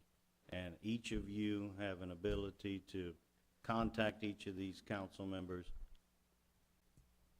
That's why it's a discussion item, right? I mean, I can't be any clearer than that. You sure you don't want to stop on a high note?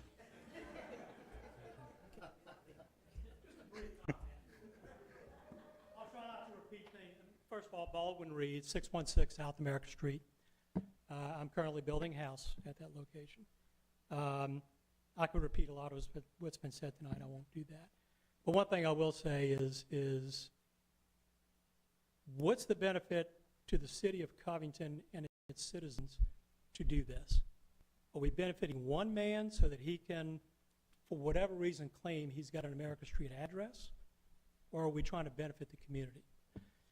But if the city council were to decide to grant Mr. Fredericks his request and make that truly a public street, then I would suggest the city also owes it to the landowners on either side of this contested right-of-way to deliver proper drainage, which does not exist. We have a major problem. My lot in particular, and I went to the city and said, look, I'm building a house. This right-of-way floods every time it rains. Can you please address it? The city doesn't have the money. I'm spending my personal funds to drain the city right-of-way. It's fine, happy to do it. But if we're going to make this a public street, then I think everybody that lives on either side of America Street on this unimproved section is entitled to all the city services that go along with that. Up to you.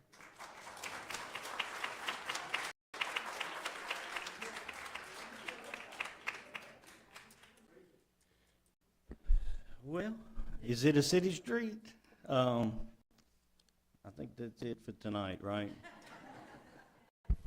Councilman Barrett, would you please encourage and invite everyone to stay for council reports? Once Comment? this discussion has I can tell you that this is the coolest city in America. Look, honestly, we're kind of joking, and that shows that I think everybody in this room cares about Covington, and you obviously care about your community, and Favrobille is special. There is no one in this room that doesn't get that, okay? So let's keep the conversation going. I think that, doesn't have to be a genius to figure it out. There are some legal issues here, and I think that is going to impact this council's decision one way or the other. I've got a great legalism, and it is everything else, and it's not an easy decision to be up here. But it is something that we're going to take every bit of information and make the best decision we believe for the city of Covington. Diane? Mark, and to our participants here, certainly the legalities do need to be addressed. I don't think anyone would disagree with the liability that would fall upon the city if the wrong decision were made based on those legalities. Also committing to do the appropriate due diligence. I'm very visual. I like to see. I've been looking at the maps and the plots. Is there any objection? I run up and down New Hampshire. I'll run on the paved piece of America. Anybody care if I run back that way and check it all out in person? I would like to see it. I would like to know what that looks like visually, the beauty that was mentioned, or the limited access. So if there are no objections, if you see a girl running back that way, it'll be me.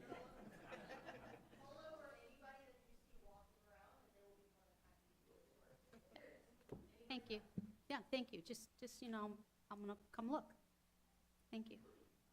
Hi, I'm A. May Bell at 810 South America Street, and I do invite you to come and please let me walk you around and show you what it is. And I have a map with the gravel driveway, and I'm happy to share that as well. So at your convenience, let me know. Thank you. just know somewhat like Star Trek or Star Wars, when you get to where the pavement stops, you don't know if it's a city street or not, so I'll be careful. be just a little careful. I will It's be kind of the cautious. nebula area, you know? Thank you. But don't go there if it's raining. Yeah. I'll wait for things to dry out a little bit. Thank you.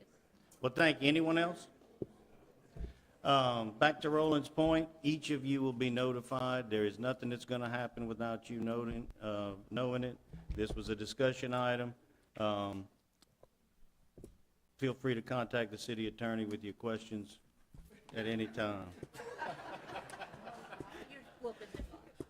All right, thank you all. Yeah, because it'd be too rambunctious and dysfunctional.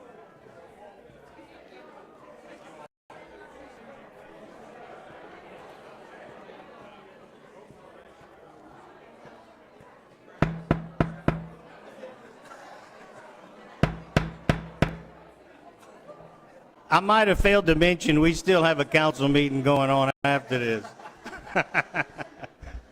We'd like a disorderly exit.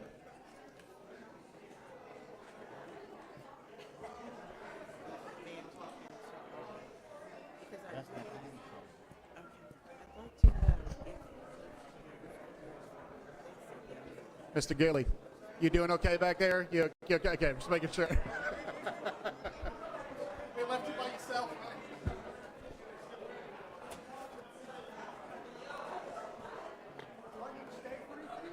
No, you good. But I do expect you to show up and do a good job. And look, we're going to refer the whole matter to BOA. You've been briefed. Mike, thank you. Thank you, sir.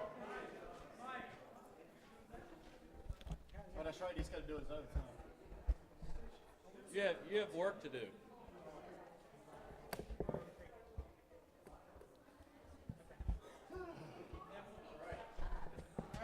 Welcome back to the council. Welcome home. I will say, and unsolicited as we get the last ones out, is we need to do more discussion items and more community meetings. And I know you're going to think it's just the opposite, but I think people, it gets their emotions out, it lets them talk about things, and it clarifies misinformation. I guarantee you a good 80% of the people did not even recognize what exactly was being asked for. And I'm saying that on the record. All right, we will now go on to the thrilling council comments, beginning with Councilman Lewis. All right. Let's see. Starting on May 18th, we have Dodge City Apparel.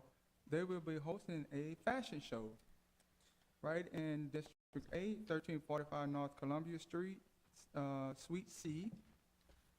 For more information, contact Dodge City Apparel.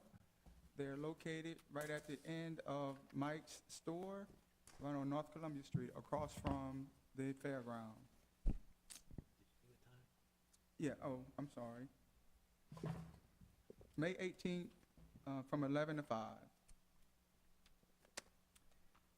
Next, just want to remind everybody of Black History Month, February. So I just want to give a little history for that. I was doing some research and found Mardi Gras also, the Olympia Parade. I found on Tammany Family Blog, found it interesting that in 1966, the Olympia Parade first rode in Covington, started at the community center on North Columbia Street, rode down to Boston, to Jefferson, ended at St. Paul's School. And then in the 1980s, we had the African American Parade, which rode on Fat Tuesday, ended on 29th Street, hosted the Women's Excellent Ball at the community center, which was also on Fat Tuesday. And of course, this year we had, again, which I didn't think we would outdo ourselves, we had our Martin Luther King program, which was great. If you guys attended, you would saw how wonderful it was. Shout out to everybody that was involved and helped, especially my team with One Covington. Y'all, there's 5 of us that put this on all year round. I want to thank Aaron and Miss Ann, who kind of stepped in and helped with the loose ends of that also. We also had, Mr. Larry showed up, Cooper, who stood and took pictures with us. We had the mayor present. Our service day this year was to feed the elderly. We fed 50 elderlies from Covington to Mandeville. We had more requests, but 50 was enough that we could handle. And then we had a community cleaning day up by the 2 stores in District A. The weather stopped us from fishing, so we will have a second day to clean up. And then the community stepped up, which I was very proud. They contacted me, said they wanted to do more. They contacted some local contractors. O'Keefe's Feed Store stepped in, did a lot of gave us the donation to do the flower beds. So I would like to thank them. And then we moved on to our I Have a Dream parade. We had a little confusion with the route, but it went well. And vendors was great, volunteers was great, and the next thing I want to shout out is, if John would hold it up, Dr. Eva Baham has a great book about the citizens in Covington, which we don't get much shout out about the citizens. I would suggest you guys to go look at it, read about it. It's a lot of history about the African Americans in Covington. You know, the history about them is very, very enriching. And I would hope that we one day would somehow put that in a museum, or some way we can highlight more than just what we talk about at an everyday event. She talks about how the citizens of Covington will march down to the Columbia Street Landing for regular baptism, the Pilgrim Travelers, the Rosenwald School, which was the only black school. She also talks about Reverend Peter Atkins. I know we know him for the park and the only church, but we don't talk about how,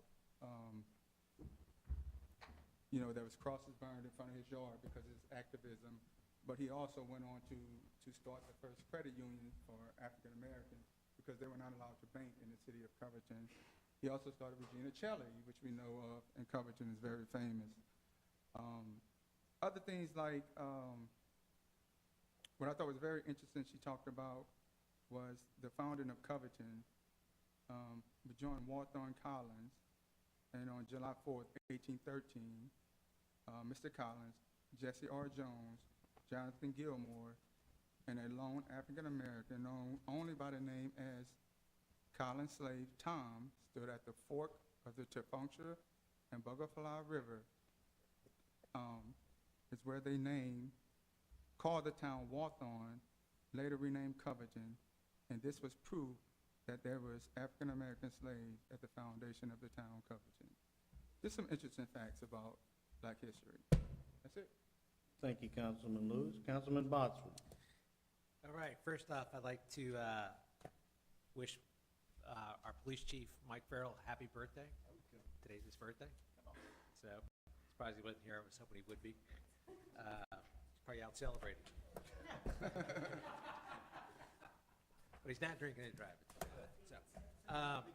Hey, huge big shout out to Public Works, not only for the parade, I mean, they made our city shine afterwards, but also with the rain event we had, how they were going around to different known problem areas and scooping out culverts and, you know, out there with the, you know, in the element, taking care of Covington, as they always do. So, I'd like to remind everybody to shop local in the farmers markets on Wednesdays, at the Trailhead, Saturdays, right here by the police station. The Bogafly Landing, we're having the Lundy Gras celebration on Monday, of course, and at 4:30, where they're going to second line from the landing up to the Southern Hotel, where they will have a toast from our mayor to commemorate that. Olympia, hey, shout out to the city. We had no issues, no arrests. Mandeville, we all know what happened there. But, you know, hey, I mean, that just goes to show you about the people that live here in Covington and come visit Covington and our police force and their presence. It was a great deal. I mean, a great job by them. The food bank, the January stats, they served 957 households, a total of 1,187 boxes, and they had 62 new registrations. The food program updates, they plan on having their first distribution with Good Sam's and Slidell for the North Shore Food Bank February. February is a slow time for food and fund donations, but hunger is year-round. Please encourage donations. This is their slow time. Events, they will having a virtual run, walk, Lenten challenge, 40 miles of running, walking over 40 days. There will be a prize drawing for anyone posting and tagging the food bank. Their sign-up link is runsignup.com/40challenge. I think that was put together by Ginger, who did 40 miles for her 40th birthday. They're also going to host their 40th anniversary celebration on Sunday, April 21st from 2 to 5. They encourage us all to attend, as well as the public. So please mark your calendars. Their golf tournament will be held Tuesday, May 14th at Beauchene. Go to the North Shore Food Bank to sign up there. And February's most needed items are tuna, ravioli, peanut butter, cereal, and oatmeal. And that's it for District B. Thank you, District B. Councilman Roberts. There you District go. C. There we go. It's been a long night. Actually, Councilman Botsford took two of mine. Kudos to Covington for the proactive awareness of the rain event, where I did see Public Works out there getting ready for water to come down the streets and removing debris, and then working together to bump Olympia up to make sure everybody's safe. Of course, we can't control the weather, but making the parade 2 hours earlier was definitely a benefit to Covington, so kudos to you guys for doing that. The rain event that we did have, it was a great test. River Forest has had a lot going on as far as construction and so it gave us an opportunity to kind of see where that's going. The water comes up just as fast, but it drains just as fast as well. So it's nice to see those things happening. And as we continue the improvements, it's only going to drain faster, if not show up at all. So kudos to working on the streets in River Forest for us that's been not worked on for 50, 60 years. And then the dog park. I saw that there was more improvements happening to the dog park. I know that's a job that is steadily moving along, but not in any rush to complete. But nice to see the pad and the handicap access poured. And so kudos again to the city for working on that part. And all in all good. Just be safe for Mardi Gras. Have fun. Mardi Gras Day, I'll be on the corner of 15th and Jefferson with some music with a kids costume contest. So if you got a little one, bring them along, and we're going to have a little fun out there. So happy Mardi Gras, everyone. Thank you, sir. I do want to point out that when I had looked over at Councilman Botsford and Councilman Roberts, that Councilman Roberts, would you say a few words so the camera will go to you? Ladies and gentlemen, why would the camera go to me at this moment? Because it clearly says John Botsford, District B, so I was. What in the world? Come on, man. Y'all got one job. Who's that? That was Elton and Bridget. I can tell you that you're the only two council people that will be called tomorrow on this Favreau bill and say, well, you said such. I did not say such. I want to say a few more words now. John was causing some trouble. Councilman Inman, what's going on in District D? Well, District D, well, first of all, I do want to piggyback off of Councilman Lewis's notation for Black History Month. I do want to mention this. There's a lot going on at the library in Covington, at the Covington branch. By all means, go scope it out. One of the things that was said to me, though, that I found interesting, and it's tied to this, is now this is in Slidell. This is the tie-in because it's not in Covington or District D. But on February 24th at 10 a.m., there is a genealogical society that's going to set up shop and study the history of African American and Creole families. So that's pretty interesting. Within the confines of District D, look, the flooding event, I mean, there's going to be low-lying areas that are going to get water. That's just simply the case. As the mayor pointed out at the meeting shortly thereafter, 12 hours. Let the water go down. If it goes down and it didn't get in your home, then you basically have a situation that was managed in the moment. Public Works was amazing. I do want to point out, as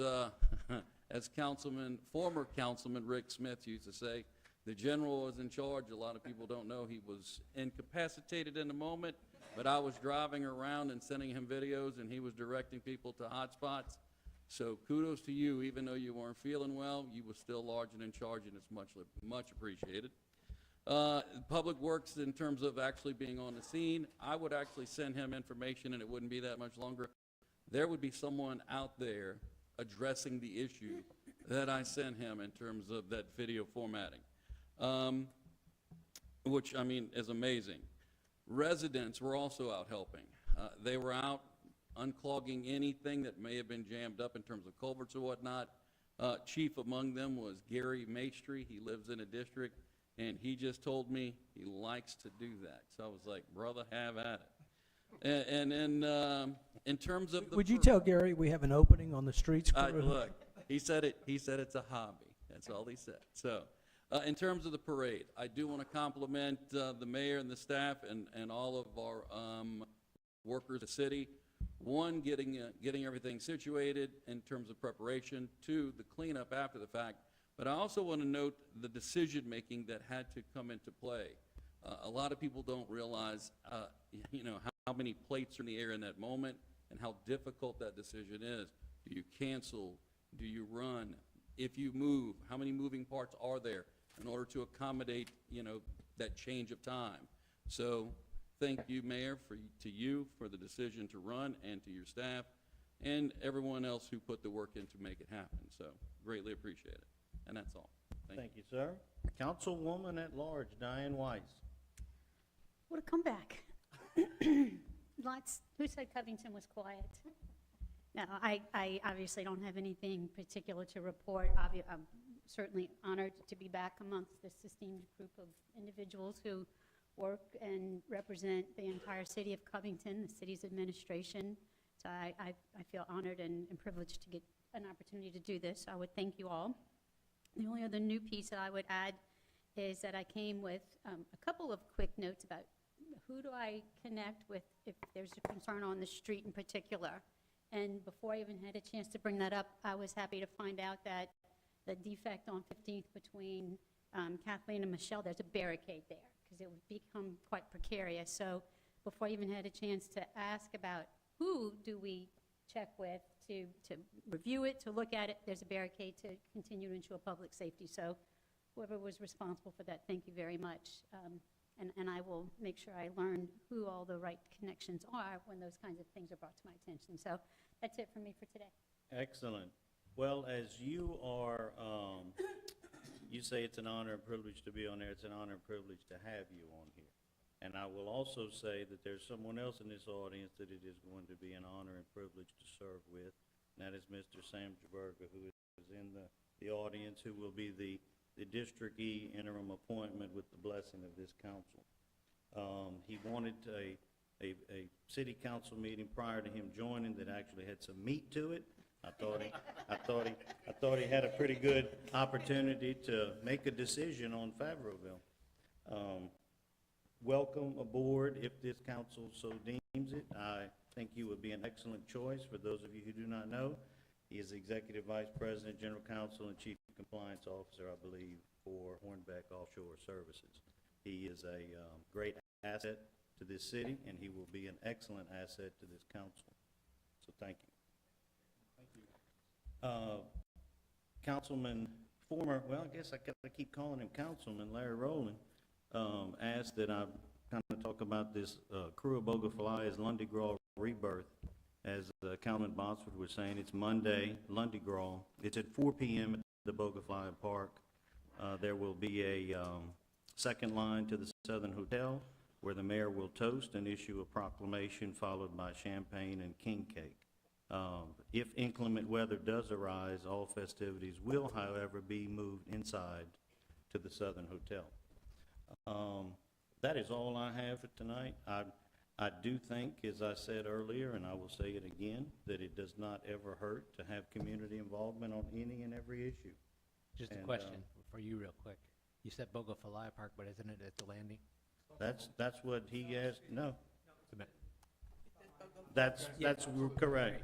So what's really fun about that is that the Mardi Gras Day Parade of about 100 years ago, the Grand Marshal or the King would arrive on a boat to the landing. At that time, the landing was an actual dock. Well, the actual dock now is the kayak launch at Bogaflaya Park. So they moved it to there. On Lunday Gras, the Grand Marshal will arrive by boat, and just like they did 100 years ago, they will second line to the Southern Hotel, which is what they did 100 years ago. And then the mayor will toast them just like that, and then Crew of Bogaflaya will parade on Tuesday in place of what formerly was Carnival in Covington. Good? Excellent, thank you. All right, now, Mr. Mayor. A little Mardi Gras update. New rules for parade watchers on Jefferson Avenue. In light of the RVs, trailers, and tents hogging and blocking access to the parade route for all other attendees, all trucks, reviewing stands, tents, trailers beginning this year will need to be 8 feet from the road's edge. This only applies to Jefferson Avenue from 21st to 15th. I received feedback regarding Crew of Olympia's night via email and in the grocery aisle of Aquistapaces. Very favorable feedback. New this year, Covington PD at Mardi Gras is controlling a couple of DOTD's traffic signals headed out of town. This is a work in progress to more efficiently move the traffic out of town after the parades. There's a noticeable increase in the number of portalets along the route. To put a new spin on an old saying, in Covington, there is some place to go on Mardi Gras Day. We've also increased the number of trash cartons along the route. Each carton comes with an extra bag. We are grateful for those good Samaritans that take a moment to change out the bag after it gets full. Big shout out, as we've done earlier, to our Public Works employees who between the end of Olympia and before dawn the next morning had our little city all cleaned up. And always a big thank you to our fire department and our police department for the countless hours they put into making our parades happen in a safe setting. I'd be remiss if I didn't thank law enforcement officers from Louisiana State Police, Bogalusa, St. Tammany Parish Sheriff, Folsom, Madisonville, Ponchatoula, Mandeville, and Pearl River. We could not do this without their support. And as Councilman Botsford mentioned, there were no arrests that evening, and that's a good thing. Regarding the wastewater treatment plant, we have just completed replacing our 2 effluent pumps. These are the pumps that pump out treated wastewater from the plant to the Shafuncta River, about 1 million gallons per day. Replacement cost, along with cleaning the lift station and installing a permanent bypass assembly on the sewer force main, was slightly over $1 million. This is an improvement that will benefit us for years to come and which most residents will never see nor ever be aware of. Additionally, we just finished mucking out the sewer retention pond at a cost of just over $500,000. This was the first muck out in institutional memory. In the event of a rain event, this gives us greater pre-treatment storage capacity. In Oak Alley, we have completed mucking out retention pond number 2, restoring its rain runoff storage capacity to original specifications. We have completed the topographical survey of Oak Alley Pond number 4 and determined it is not in need of excavation. Regarding sidewalks, this morning I signed a contract for the next round of sidewalk rehab, again focusing on high pedestrian traffic areas and handicap parking access improvements. Cost $200,000. Side note, this is for repair of existing hazardous sidewalks, not construction of new sidewalks. Historical side note, I don't think the city ever really built sidewalks. An ordinance indicated residents could construct a sidewalk on city right-of-way at the resident's expense to the city specifications. River Forest update, Lurleen Phase 2, $1.2 million, is moving along despite the deep freezes and the flash floods. Reconstructed the Michelle Patricia subsurface culverts, which were collapsing, $162,000 is substantially complete. River Forest sewer repairs, we will begin video of terracotta pipes next week, and this is the first step in a $1.7 million project. Regarding the dog park, that is something we did in-house. It is functional. It just looks terrible, but you can, I mean, it just looks like a job site. Right. But I think when spring comes and it greens out, it'll be nice looking. But if you close the gates, you can put your little puppy dog in there and let them run around. Water meters. A couple of years ago, I was surprised to learn water meters only last about 10 years. Currently, we are in the process of replacing 2,100 of them. After a few hiccups week before last, the city engineering department stopped the work and reset our expectations with the company. The city has hired a contractor to upgrade the meters throughout the city over the next 15 months, all the way into April of 2025. Here's what residents can expect during that process. A door hanger notifying you that your meter will be changed out anywhere from 1 day to 1 week prior to the meter is changed. While the meter is being changed, your water will be turned off for approximately 20 minutes to 2 hours. The contractor will flush your line with an outdoor spigot after replacing the meter. For the few who don't have an outdoor spigot, you may have to faucet. You will have to flush your line yourself by following the directions on the back of the door hanger. Possible residual sediment left over from the change out. If this occurs, follow the directions on the back of the door hanger, and an additional door hanger will be left to notify anyone whose meter cannot be changed out on the first attempt. If you have any questions or concerns during this process, please feel free to reach out to either the city engineering department or the phone number listed on the door hanger. Thank you, sir. That's it for me. Council comment?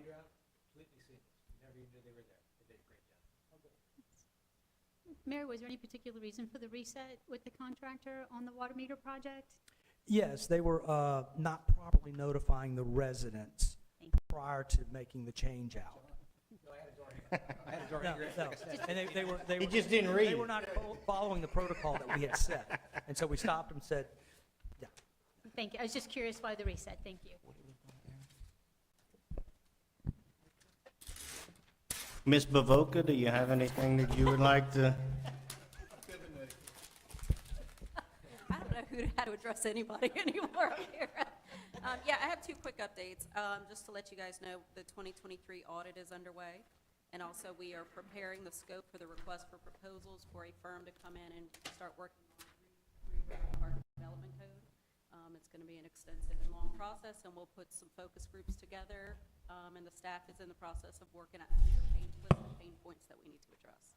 So just two updates. And that's totally budgeted for, correct? Rod, man of the hour. Put me under a lot of pressure. The good news, Rod, and I've always said this, and I realize this is recorded and I should not say it, but we bill by the hour. And this could possibly be for a lawyer the gift that keeps giving. Rod, I will say thank you. Chris, go ahead and cut that last part. I moved to strike. Does anyone else like to say anything before this gavel goes down? All right, on March 5th, 2024, we will have our next council meeting in these chambers at 6 p.m. Look forward to seeing you there. We're adjourned.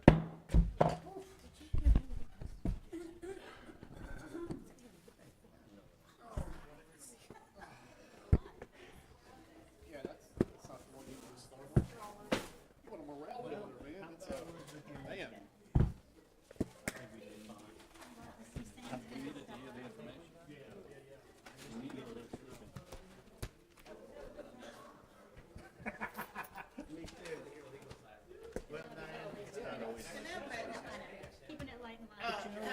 You think I did okay? Because I was a little trippy. But I didn't care for that other guy. You could tell. Oh, that's right, I stayed. See, I used to be able to go around and sign all these things. And I didn't want to try to